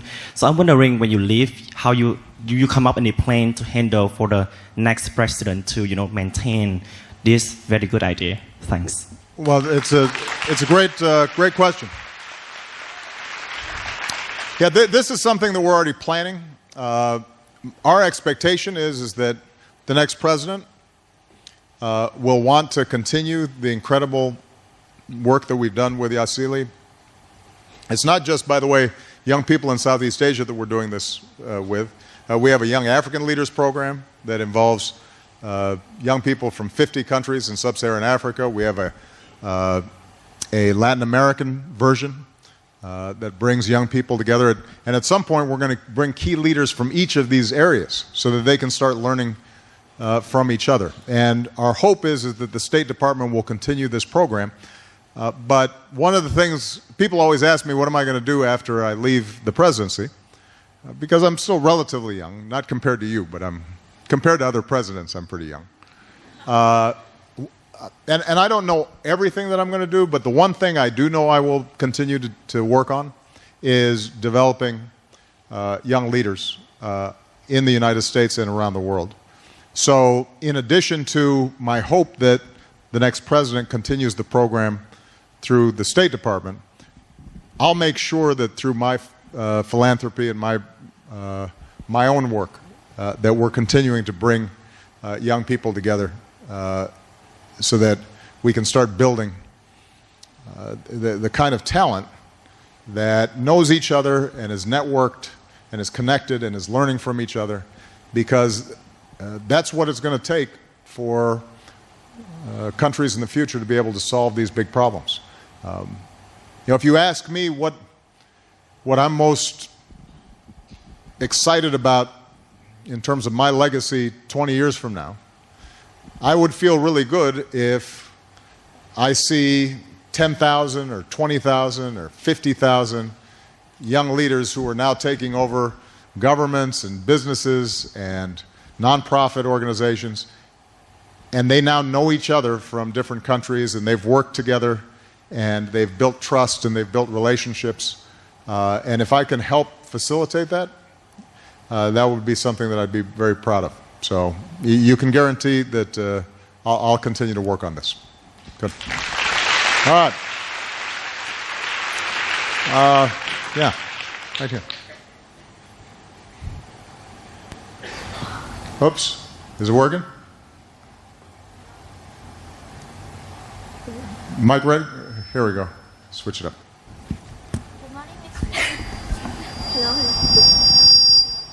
Uh-oh. You might need to use mine. Hello. Oh, it's working? Oh, it's okay, there you go. Just in time. Good morning, President Obama. I'm a Wesley Academic Fellow 2015 in the University of Montana. Excellent. How do you like Montana? It's not cold as you thought. Oh, it's very cold. You just haven't... have you gone through January yet? Summer batch, luckily. When did you get there? June to August. Well, it's not cold in June and August. Luckily. You just went there at the right time. But it's a beautiful state, isn't it? Yeah, I love it. Yeah, it's lovely. It's a gorgeous mountains. Have you learned how to fish? Yep. Fly fishing? Yeah, I went rafting as well. And rafting also? Yeah. That's great.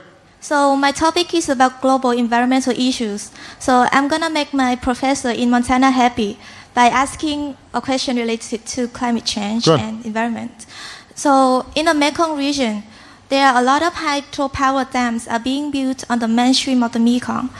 And this problem is not easy because we have big countries and small countries related to the hydropower building in the area. Yeah. So do you have any suggestions for all the governments of the Mekong region to get together and sustain the interest, both economic and environmental interest in region? And just one more question. Yeah.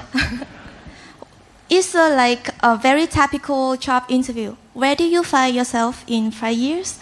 Because I think it's a very interesting period when Malia probably graduates from Harvard University and you still struggle with computer or iPhone 10. And and also that's when probably maybe Mr. Sanders or Mrs. Hillary or maybe Mr. Trump finish their president term. So where do you find yourself and the world in 5 years? Thank you. Well,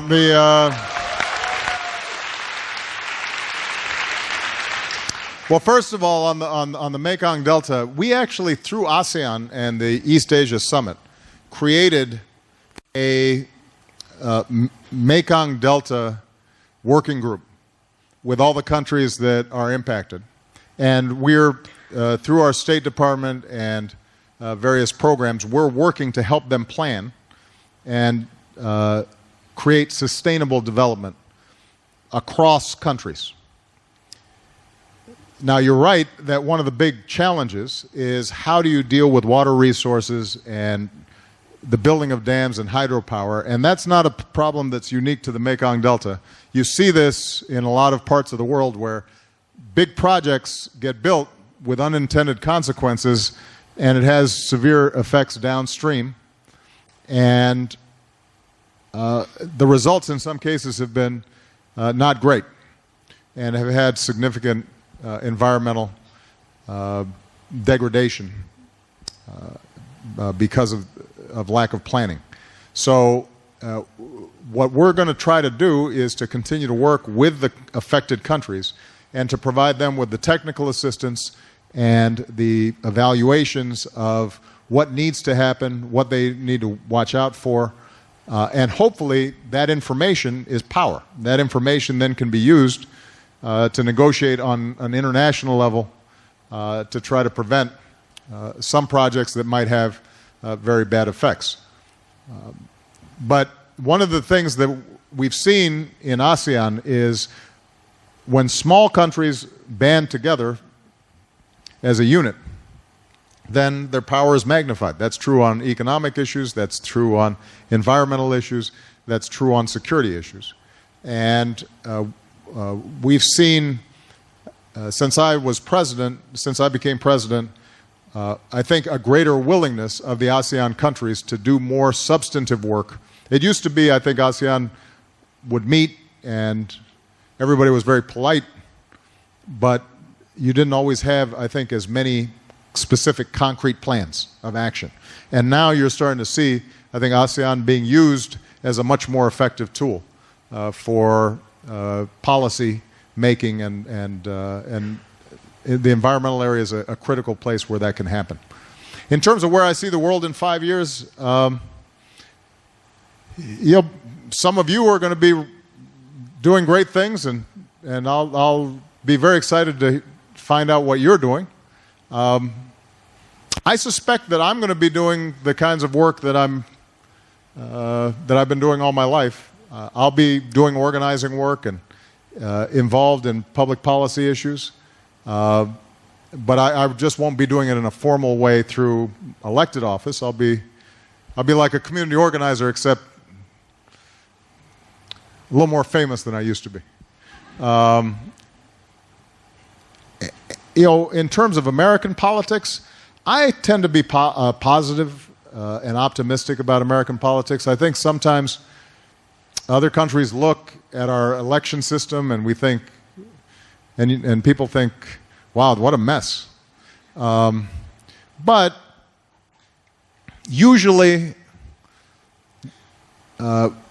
we end up doing okay because the American people are good people. And they have, as I hope you've met, you've gotten to know people in Montana, the American people are generous and they're decent and they're hardworking, and sometimes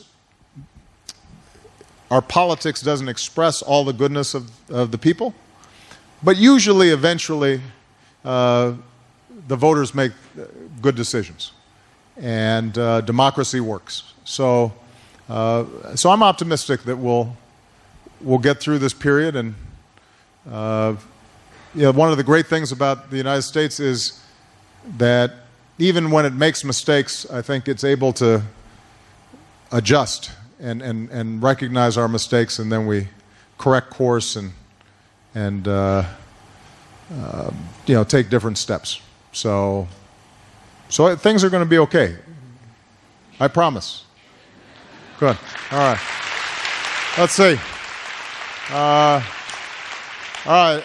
This guy, he has two hands up and a symbol. I don't know what that means, but I don't know. It was interesting, so we'll call on him. Maybe he'll explain it. Yes, hello, hello, Mr. President. I want to say that you are so handsome. Oh. Okay. Well, you can just stop there if you want. Okay, there are two questions of me now. Turn a little bit into business. Business. Yes, you tell that just find something you are deeply care about, and my deepest care about is human resource management or talent management. And now... Hotel management, did you say? Talent management. Talent management. Yes. Got it. Okay, now we are joining AEC and TPP. It means that beside opportunities, we have many challenges. The most challenge is that they have many overseas companies. They want to attract Vietnamese talents. And can you give the suggestions? We cannot just based on the patriotism of them to force them to stay in Vietnam. They have a chance to seek for their old developments. So how can Vietnamese firms and Vietnam government can help them stay and contribute to Vietnam? And one more question about entrepreneurship. In the trend of this, there is more startup company will have a lack of human resource because they move from other countries. And how can the young entrepreneurs can deal with it? Can you give any suggestion? Thank you. Okay. Well, look, if I understood your question, so TPP, you've got these new opportunities. Companies are going to be interested in coming into Vietnam as investors or as business partners with existing Vietnamese companies. And I think that any good foreign company is going to want to partner with a Vietnamese partner who understands the culture, understands the system, they're going to be looking for young talent. And if you start a company that helps to identify talent and is then helping those who are doing business here to recruit, I'm sure that will go very well. This is not an area that I'm an expert on, but one of the things that we're seeing is through organizations like, or companies like LinkedIn. I don't know if you've heard of that, based out of Silicon Valley, but they've been able to build these digital platforms where people are continually updating their resumes and providing their information, and that becomes a powerful tool then for human resource people who are recruiting. And it's conceivable that you could do something equivalent to that in Vietnam in preparation for the ongoing growth and development of businesses here in Vietnam. So that's a great idea. Good luck. In terms of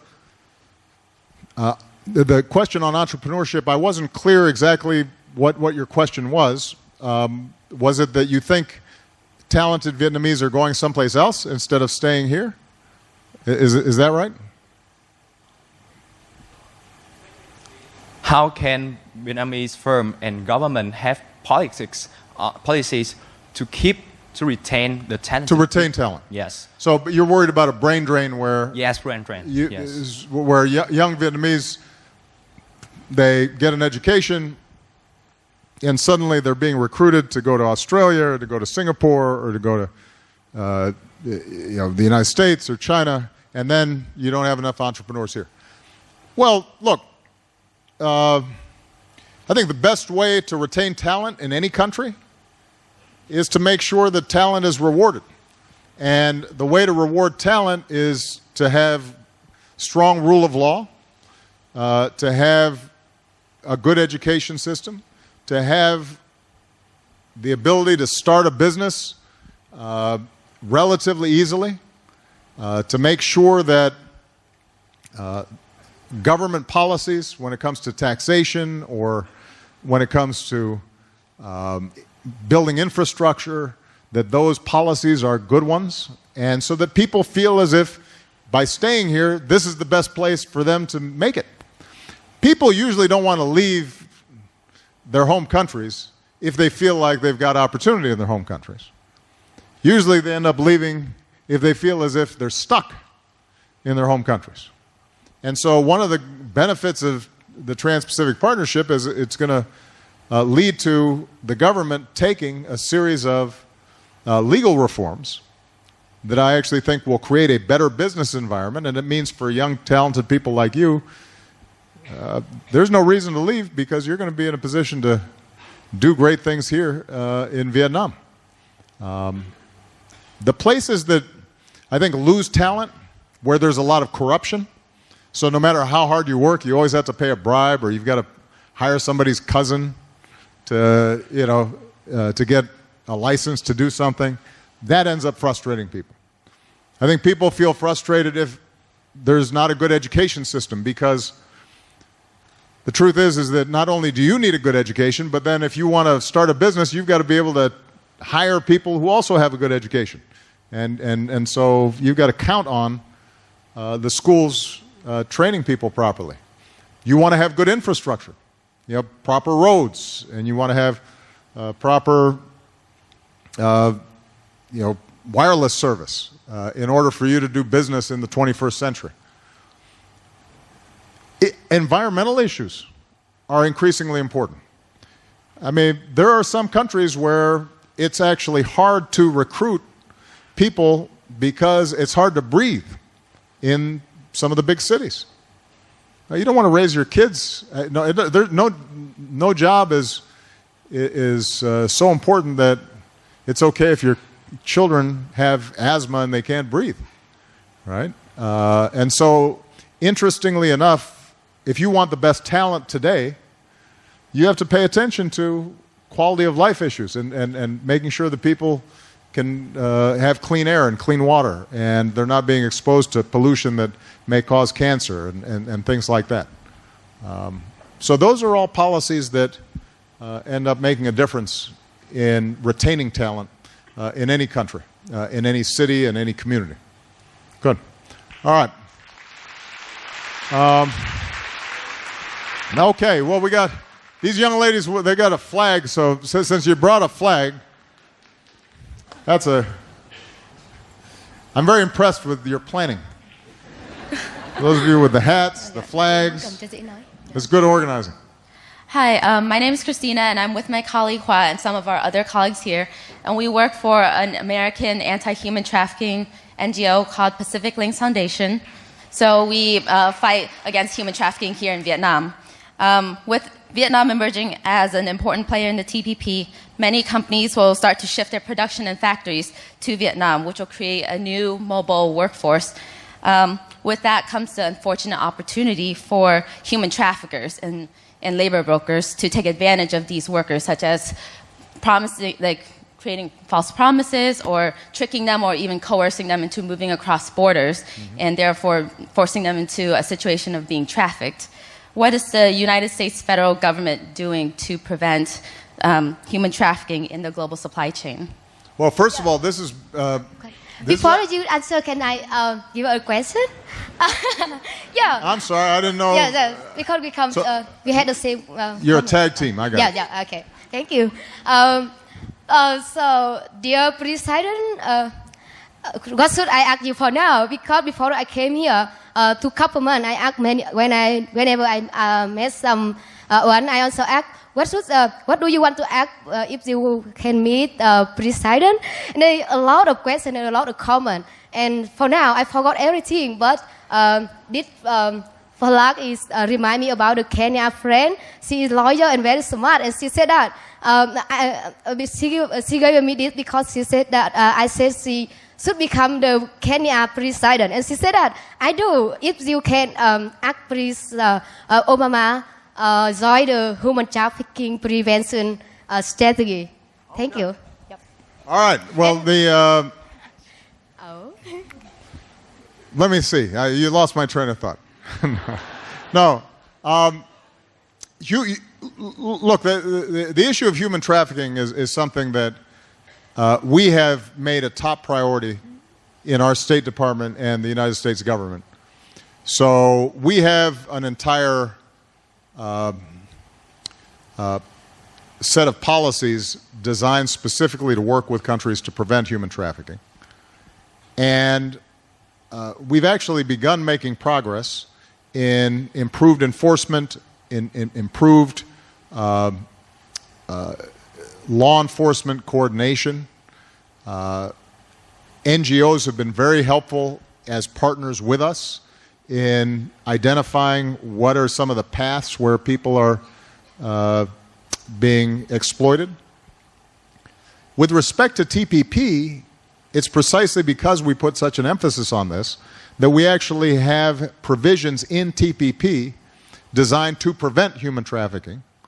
And it's actually given us leverage to work with some countries to say, if you want to be part of TPP, you have to have a better system in place to prevent human trafficking, including some of these cross-border migrant worker situations. So when I was in Malaysia, for example,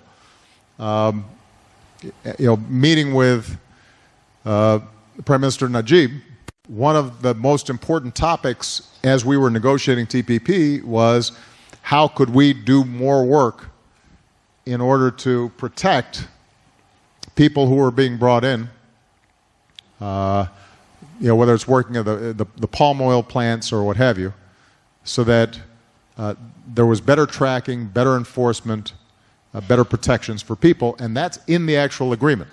Now, I think that an agreement on paper is never enough. So there have to be systems in place to monitor what's taking place. And these human traffickers are very clever. They're like drug traffickers. If you cut off one path, then they try to take another path. And they're always looking to exploit people who are desperate. So this is why this can't just be a government initiative or a law enforcement initiative. It has to be something where we're partnering with NGOs, human rights organizations. We have to be very nimble in how we adapt to changing circumstances so that we're constantly shutting down some of these pathways. The last thing I'll say, though, is one of the best ways for us to reduce human trafficking is to provide more opportunity for people, particularly in rural areas throughout Southeast Asia. And if we can give young people in villages a chance to make a living and get an education, and if we particularly focus on women and girls, because a lot of human trafficking results from the fact that girls are not given the same educational opportunities as boys, and as a consequence, they find themselves in very desperate situations. The more we can change those dynamics, that will also reduce the ability of people to exploit people who have no hope or think that they have to leave their village and are vulnerable then to claims that if you just come with us, you're going to be able to get a great job and everything's going to be okay, and then by the time they get there, they suddenly find themselves trapped in a very bad situation. So, congratulations on the good work you're doing. Very proud of you. Thank you. All right. How much more time we got? We only got time for one more question? All right, I'll take two more questions. But it's a guy's turn first. I'm going to call on this guy just because I kind of like the yellow in his hair there. I like the style. There you go. Hi, thank you. My name is Lin, and I'm a filmmaker. So I'm very interested in personal stories. And as you said before, when you are young, you love fooling around. And I read on internet, I'm not sure if true or not, that you also like smoking weed and things like that. I don't know if that's true. I wonder what makes you from that guy become a guy who care about the society, because like a lot of many I think many young Vietnamese people, they still love fooling around and they don't really care about the society. Yeah. But it must be something that makes you become this person. So, thank you. Well, it's a good question. I wrote a book about this called Dreams from My Father. I think it was translated into Vietnamese, but I don't know if it's still in bookstores near you. You never know exactly why something inside you clicks and you decide to take a different path. I think for me, when I was young, because I didn't know my father and I didn't grow up with him in the house, my grandmothers or my grandparents and my mother raised me, and they were very loving and very generous, but I think I rebelled in part because I felt that something was missing. And as I got older, I realized that instead of worrying about the father who wasn't there, I should worry more about what can I do and take more responsibility for my own life. And that led me to start studying more, and it led me to start thinking about social issues more. I grew up, and why it took me until I was 19 or 20, where some other people, like many of you, have always been very organized. Like this young lady, I'll bet she's always been very focused. You don't know why. But I think your point about stories is good. One of the things that I've learned about being a leader is sometimes we think people are motivated only by money, or they're only motivated by power, or these very concrete incentives. But people are also inspired by stories. The stories they tell themselves about what's important and about their lives and about their country and about their communities. And I think if you want to, in whatever field you're in, whether it's business or politics or nonprofit work, it's worthwhile to listen to other people and ask them questions about the stories that are important to them. Because oftentimes you'll find their motivations. And you know, when we come together to do important things, it's usually because we've told a good story about why we should be working together. You think about the United States of America.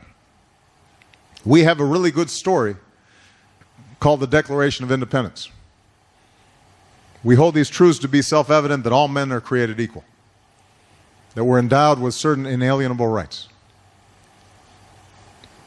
that among these are life, liberty, and the pursuit of happiness. That's a wonderful story. There's no... When the Declaration was made, there really was no United States. It was just a good story that they were telling about what could be. And then people were attracted to that story.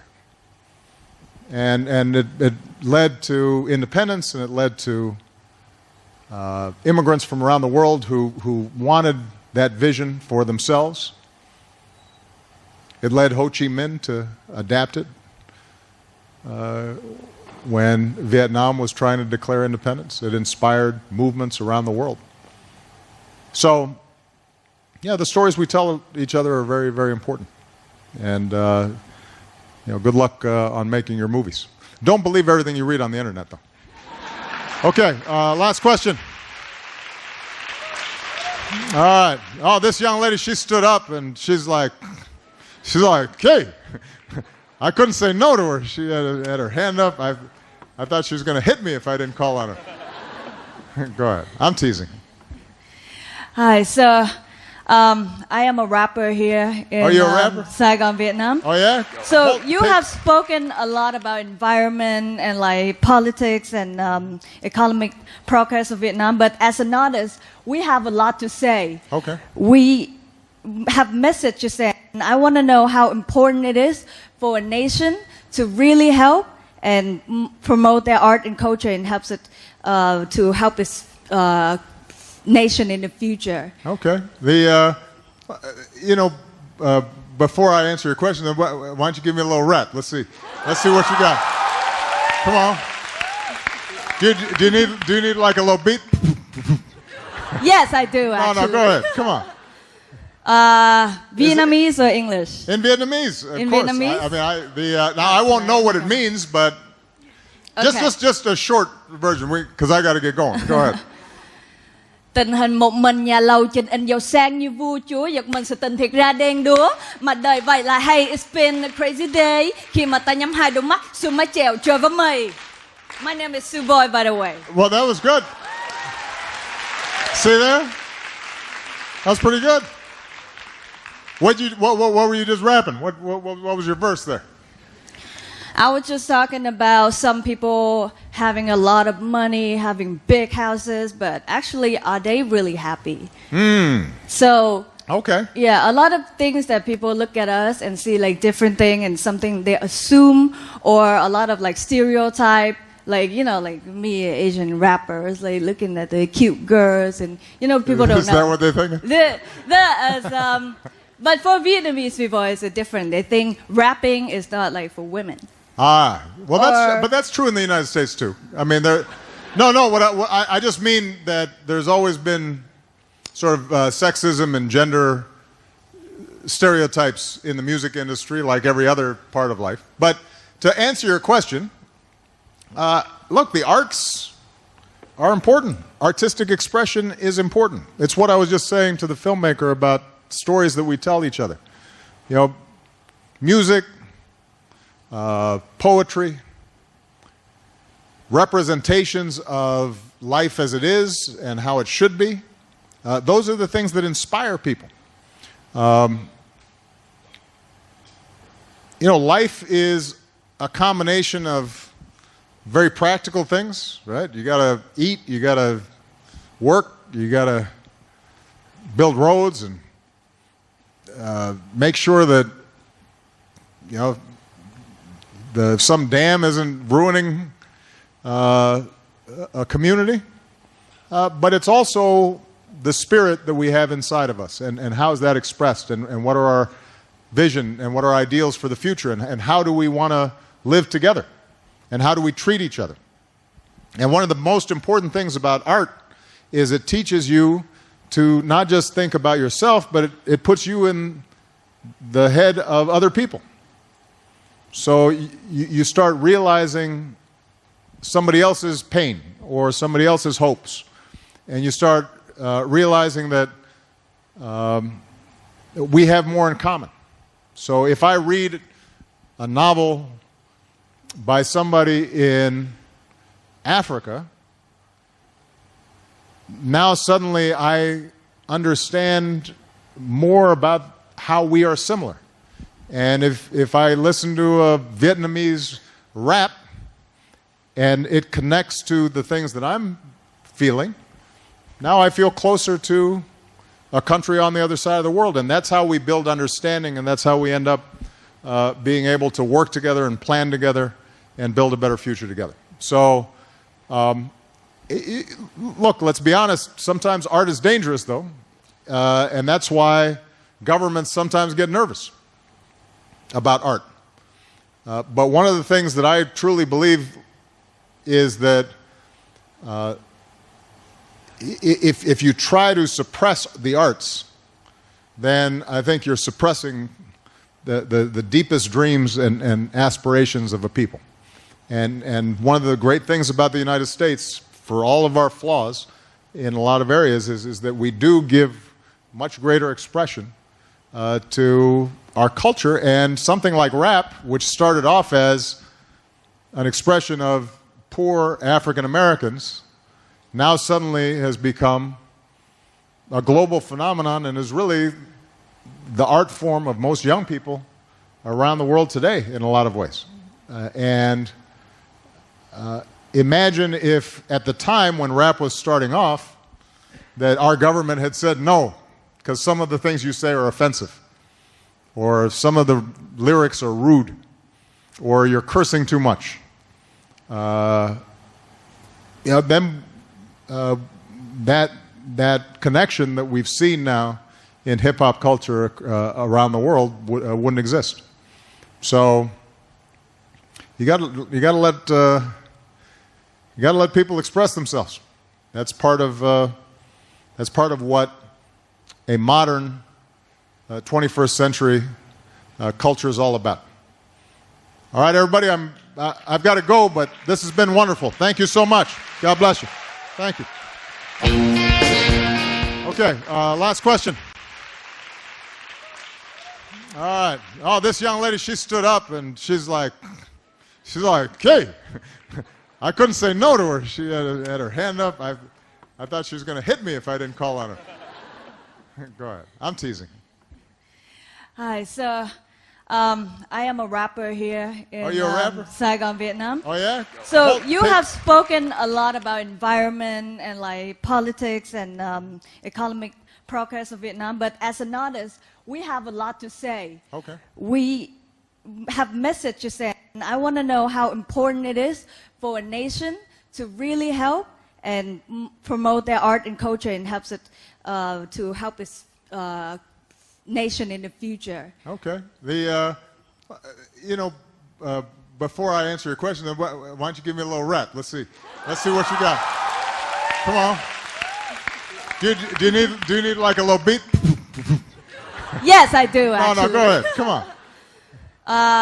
Vietnamese or English? In Vietnamese, of course. Vietnamese? Now I won't know what it means, but just a short version, because I got to get going. Go ahead. Tình hình một mình nhà lầu trình in giàu sang như vua chúa, giật mình sự tình thiệt ra đen đúa. Mà đời vậy là hey, it's been a crazy day. Khi mà ta nhắm hai đôi mắt, xuống mái chèo chơi với mày. My name is Sue Boy, by the way. Well, that was good. See there? That was pretty good. What were you just rapping? What was your verse there? I was just talking about some people having a lot of money, having big houses, but actually, are they really happy? So, okay. Yeah, a lot of things that people look at us and see like different thing and something they assume, or a lot of like stereotype like, you know, like me, Asian rappers, like looking at the cute girls, and you know, people don't know. Is that what they think? But for Vietnamese people, it's different. They think rapping is not like for women. Ah, well, that's true in the United States too. I mean, what I just mean that there's always been sort of sexism and gender stereotypes in the music industry, like every other part of life. But to answer your question, look, the arts are important. Artistic expression is important. It's what I was just saying to the filmmaker about stories that we tell each other. You know, music, poetry, representations of life as it is and how it should be. Those are the things that inspire people. You know, life is a combination of very practical things, right? You gotta eat, you gotta work, you gotta build roads and make sure that, you know, some dam isn't ruining a community. But it's also the spirit that we have inside of us, and how is that expressed, and what are our vision and what are our ideals for the future, and how do we want to live together, and how do we treat each other. And one of the most important things about art is it teaches you to not just think about yourself, but it puts you in the head of other people. So you start realizing somebody else's pain or somebody else's hopes, and you start realizing that we have more in common. So if I read a novel by somebody in Africa, now suddenly I understand more about how we are similar. And if I listen to a Vietnamese rap and it connects to the things that I'm feeling, now I feel closer to a country on the other side of the world. And that's how we build understanding, and that's how we end up being able to work together and plan together and build a better future together. So, look, let's be honest, sometimes art is dangerous, though, and that's why governments sometimes get nervous about art. But one of the things that I truly believe is that if you try to suppress the arts, then I think you're suppressing the deepest dreams and aspirations of a people. And one of the great things about the United States, for all of our flaws in a lot of areas, is that we do give much greater expression to our culture. And something like rap, which started off as an expression of poor African Americans, now suddenly has become a global phenomenon and is really the art form of most young people around the world today in a lot of ways. Imagine if at the time when rap was starting off that our government had said no, because some of the things you say are offensive, or some of the lyrics are rude, or you're cursing too much. Then that connection that we've seen now in hip-hop culture around the world wouldn't exist. So you got to let people express themselves. That's part of what a modern 21st century culture is all about. All right, everybody, I've got to go, but this has been wonderful. Thank you so much. God bless you. Thank you.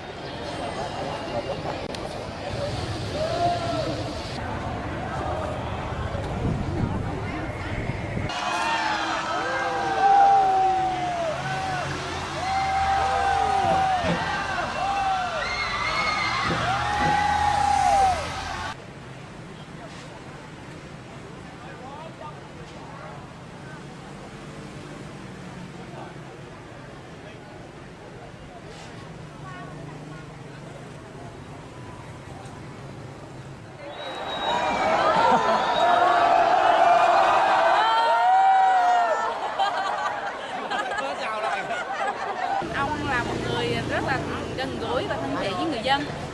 Những chính sách của ông thì luôn đặt người dân là trọng tâm. Hôm nay không khí như một ngày hội rất là vui, mọi người đều hân hoan. Thấy bà con giơ máy lên chụp hình, quay phim, cháu tôi nó giơ tay nó chào thử. Đó là hai chiếc đó hai chiếc. Thấy ông Mai rất gần gũi thân thiện với mọi người dân mỗi khi đất nước đi qua.